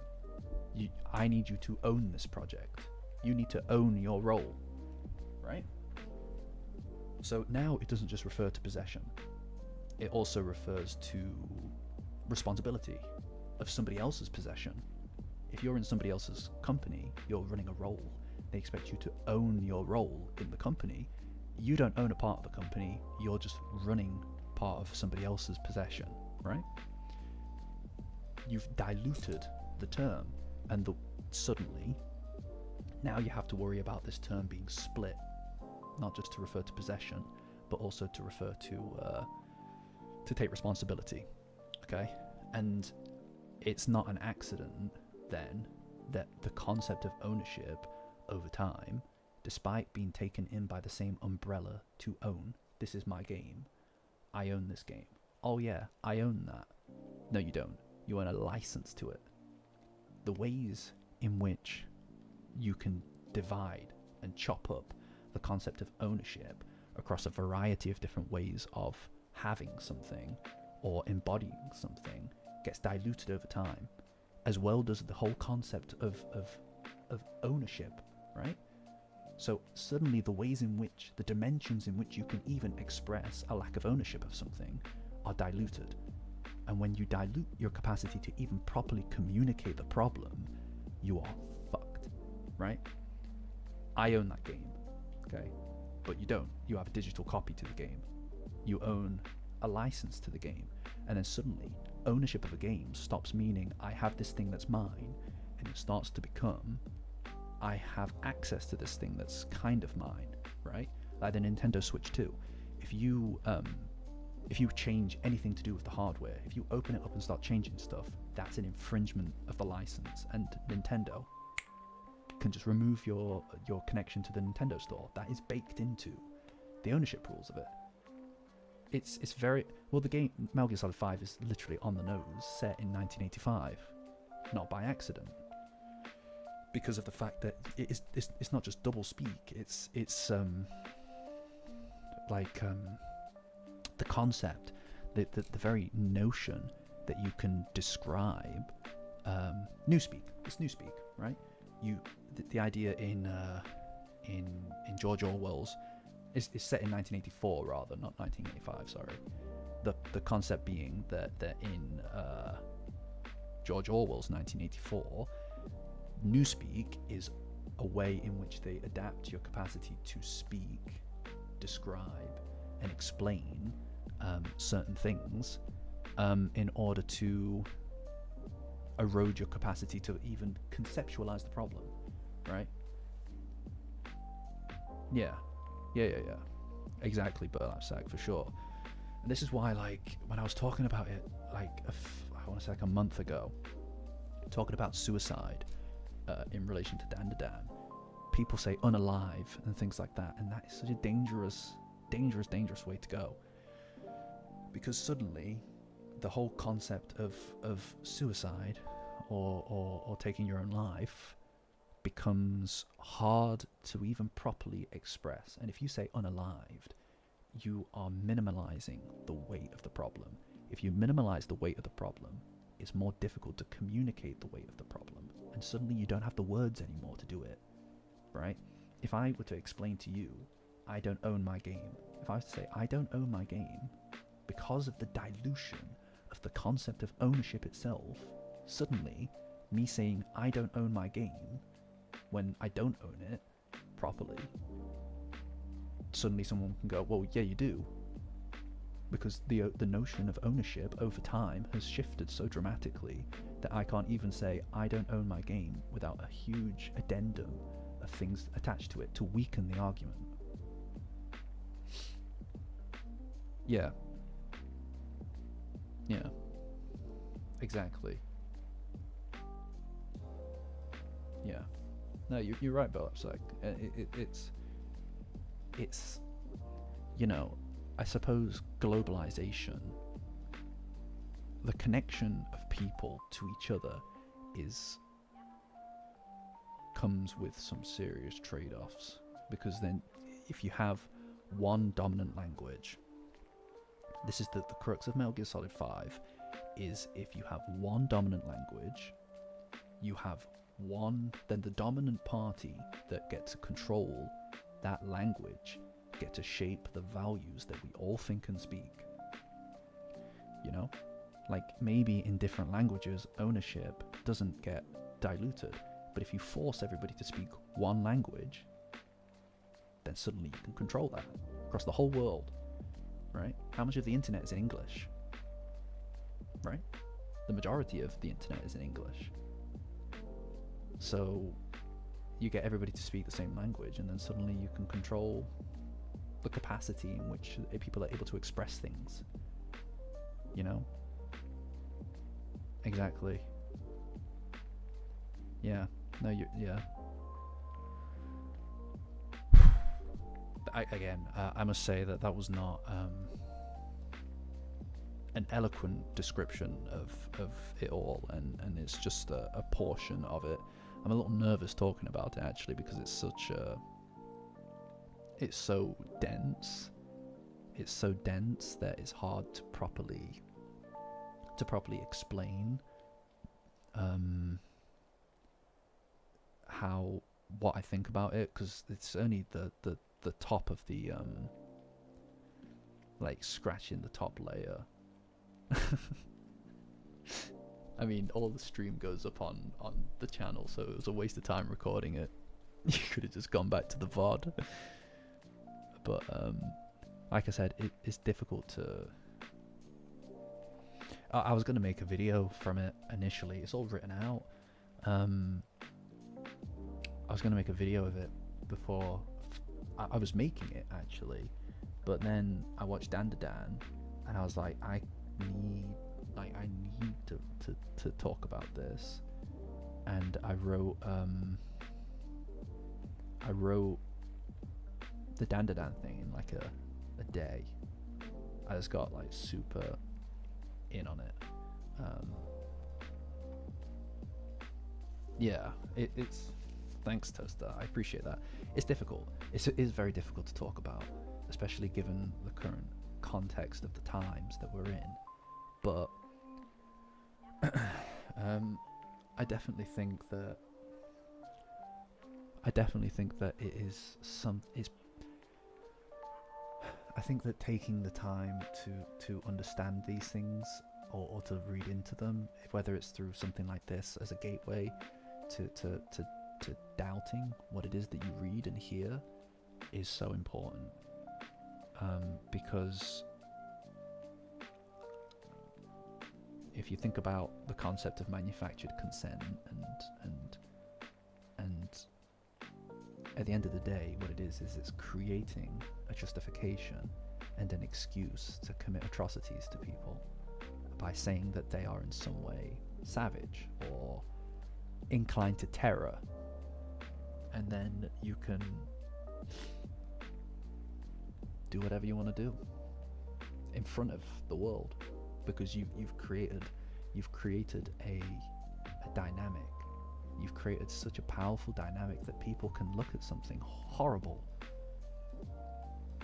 inhuman, and they can just say, okay, that's fine, because they're in some way, they venerate savagery, whereas we do not. It's imperialistic, and it's dogmatic, and it's wrong, you know. I don't need to tell you that though, because you can just go and read the news every day, you know. But anyway, this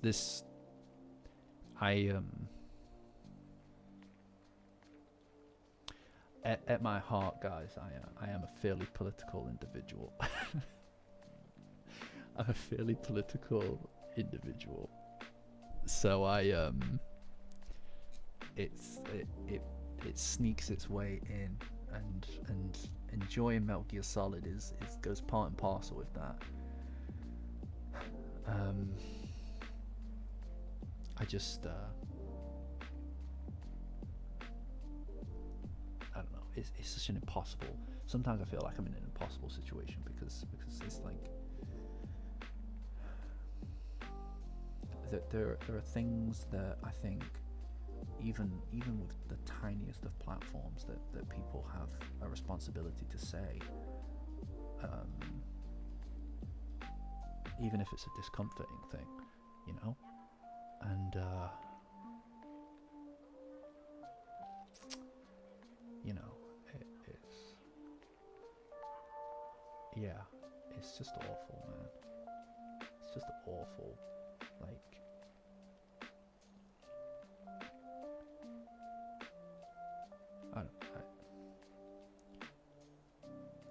yeah, no, you're right, Bill. That's like, yeah. No, you're right, Toaster. You're right. I mean, like, most of us are uncomfortably complicit. A lot of us are uncomfortably complicit with a lot of awful things that are happening, and many of these things are okay. So, just gonna be as clear as possible about it, right? Obviously, talking about, you know, the Gaza stuff, the Palestine stuff, and I've indicated it so many times. And what you're going to see, I'm sorry if this makes people uncomfortable, or if they want to leave, that's fine. You can just leave now, that's fine. But what's really, really important to realize is that in the next few weeks, you're going to see some really, really normalized, awful things that have happened and are happening, and there is no turning back from right now. People are going to start dropping like flies from starvation, and you're at a turning point now where people literally cannot be saved. You could drop aid tomorrow and it wouldn't save anybody, a lot of these people, because it's a turning point. And I'm not going to tell you what to do about that. Do whatever it is that's in your heart, man. Donate to whatever it is that you want to do. It doesn't mean that it's hopeless. It means that it's just later than it should be. But what you're going to see is that a lot of people who should have done something sooner, who are complicit and benefit from the status quo, are going to pretend that they were always on the right side of history with this, right? Whether that's people who are in British governments, American governments, you'll notice that people like Obama are tweeting about these things now, because all of these people know more than we know, and that's that it's at a turning point, and that's that there is a turning point happening, and because starvation of the degree that you're looking at is it's something that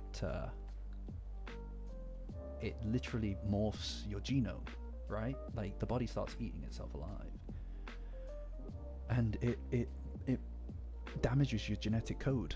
So for generations, and and that's the plan, man. That's the plan for these people. They won't let doctors take in baby formula.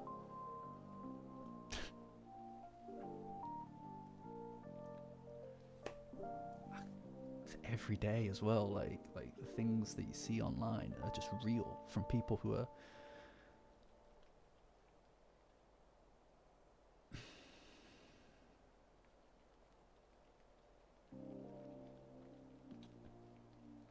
point is that when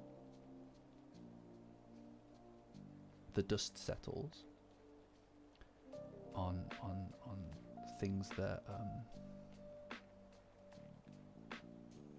when the dust settles on some of this stuff, you'll start to see, right now especially, people who haven't said anything, like entire governments who haven't said anything, will start to lean towards, oh well, we recognize these people, we want to draw a line on it.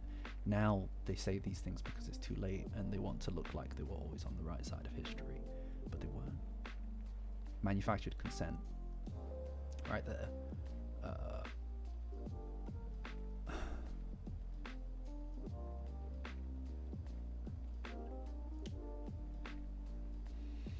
Anyway, guys,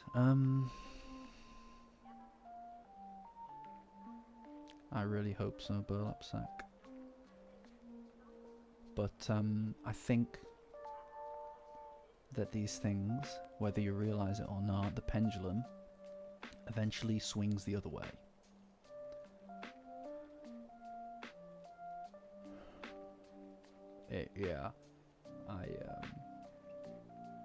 Look, you know, guys, I just I don't know. There's I don't there's nothing. I mean, there's like a few of us here at this point, right? And I don't want to be needlessly political on a fucking anime broadcast, right? But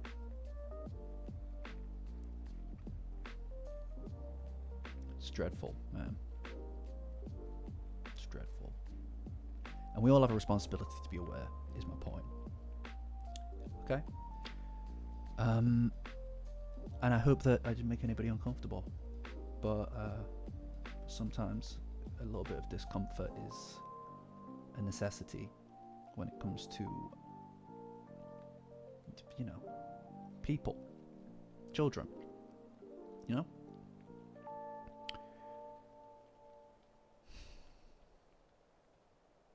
Okay. Cool. I didn't expect that to end so somber, guys. But like I said, just keep an eye out for all the rats that are going to start running from the sinking ship. You know? And it's not left, it's not right, it's not anywhere on the political spectrum. It's across all parties. It's uniparty. It's both directions. They're all complicit. You know? Yeah, it makes me very sad. You know?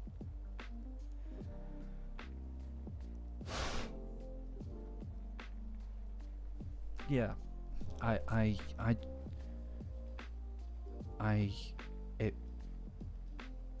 it's live streamed, man. It's like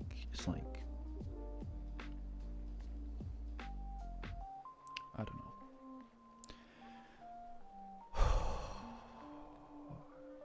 Yeah, it's not my thing. Like it makes me incredibly nervous to talk about. But anyway, I should probably end things here and leave. But thank you for listening. Please don't let people get away with it, because they're all guilty. They're all guilty. Anyway, guys. Yes. Well, it's 1 a.m. I mean, I'll feel lighter because of it. Like genuinely, I want to thingy. It's just like, okay, guys. Right. Cool. Thanks for listening, guys. Thanks for listening. Cool. All right, guys. Catch you. Bye.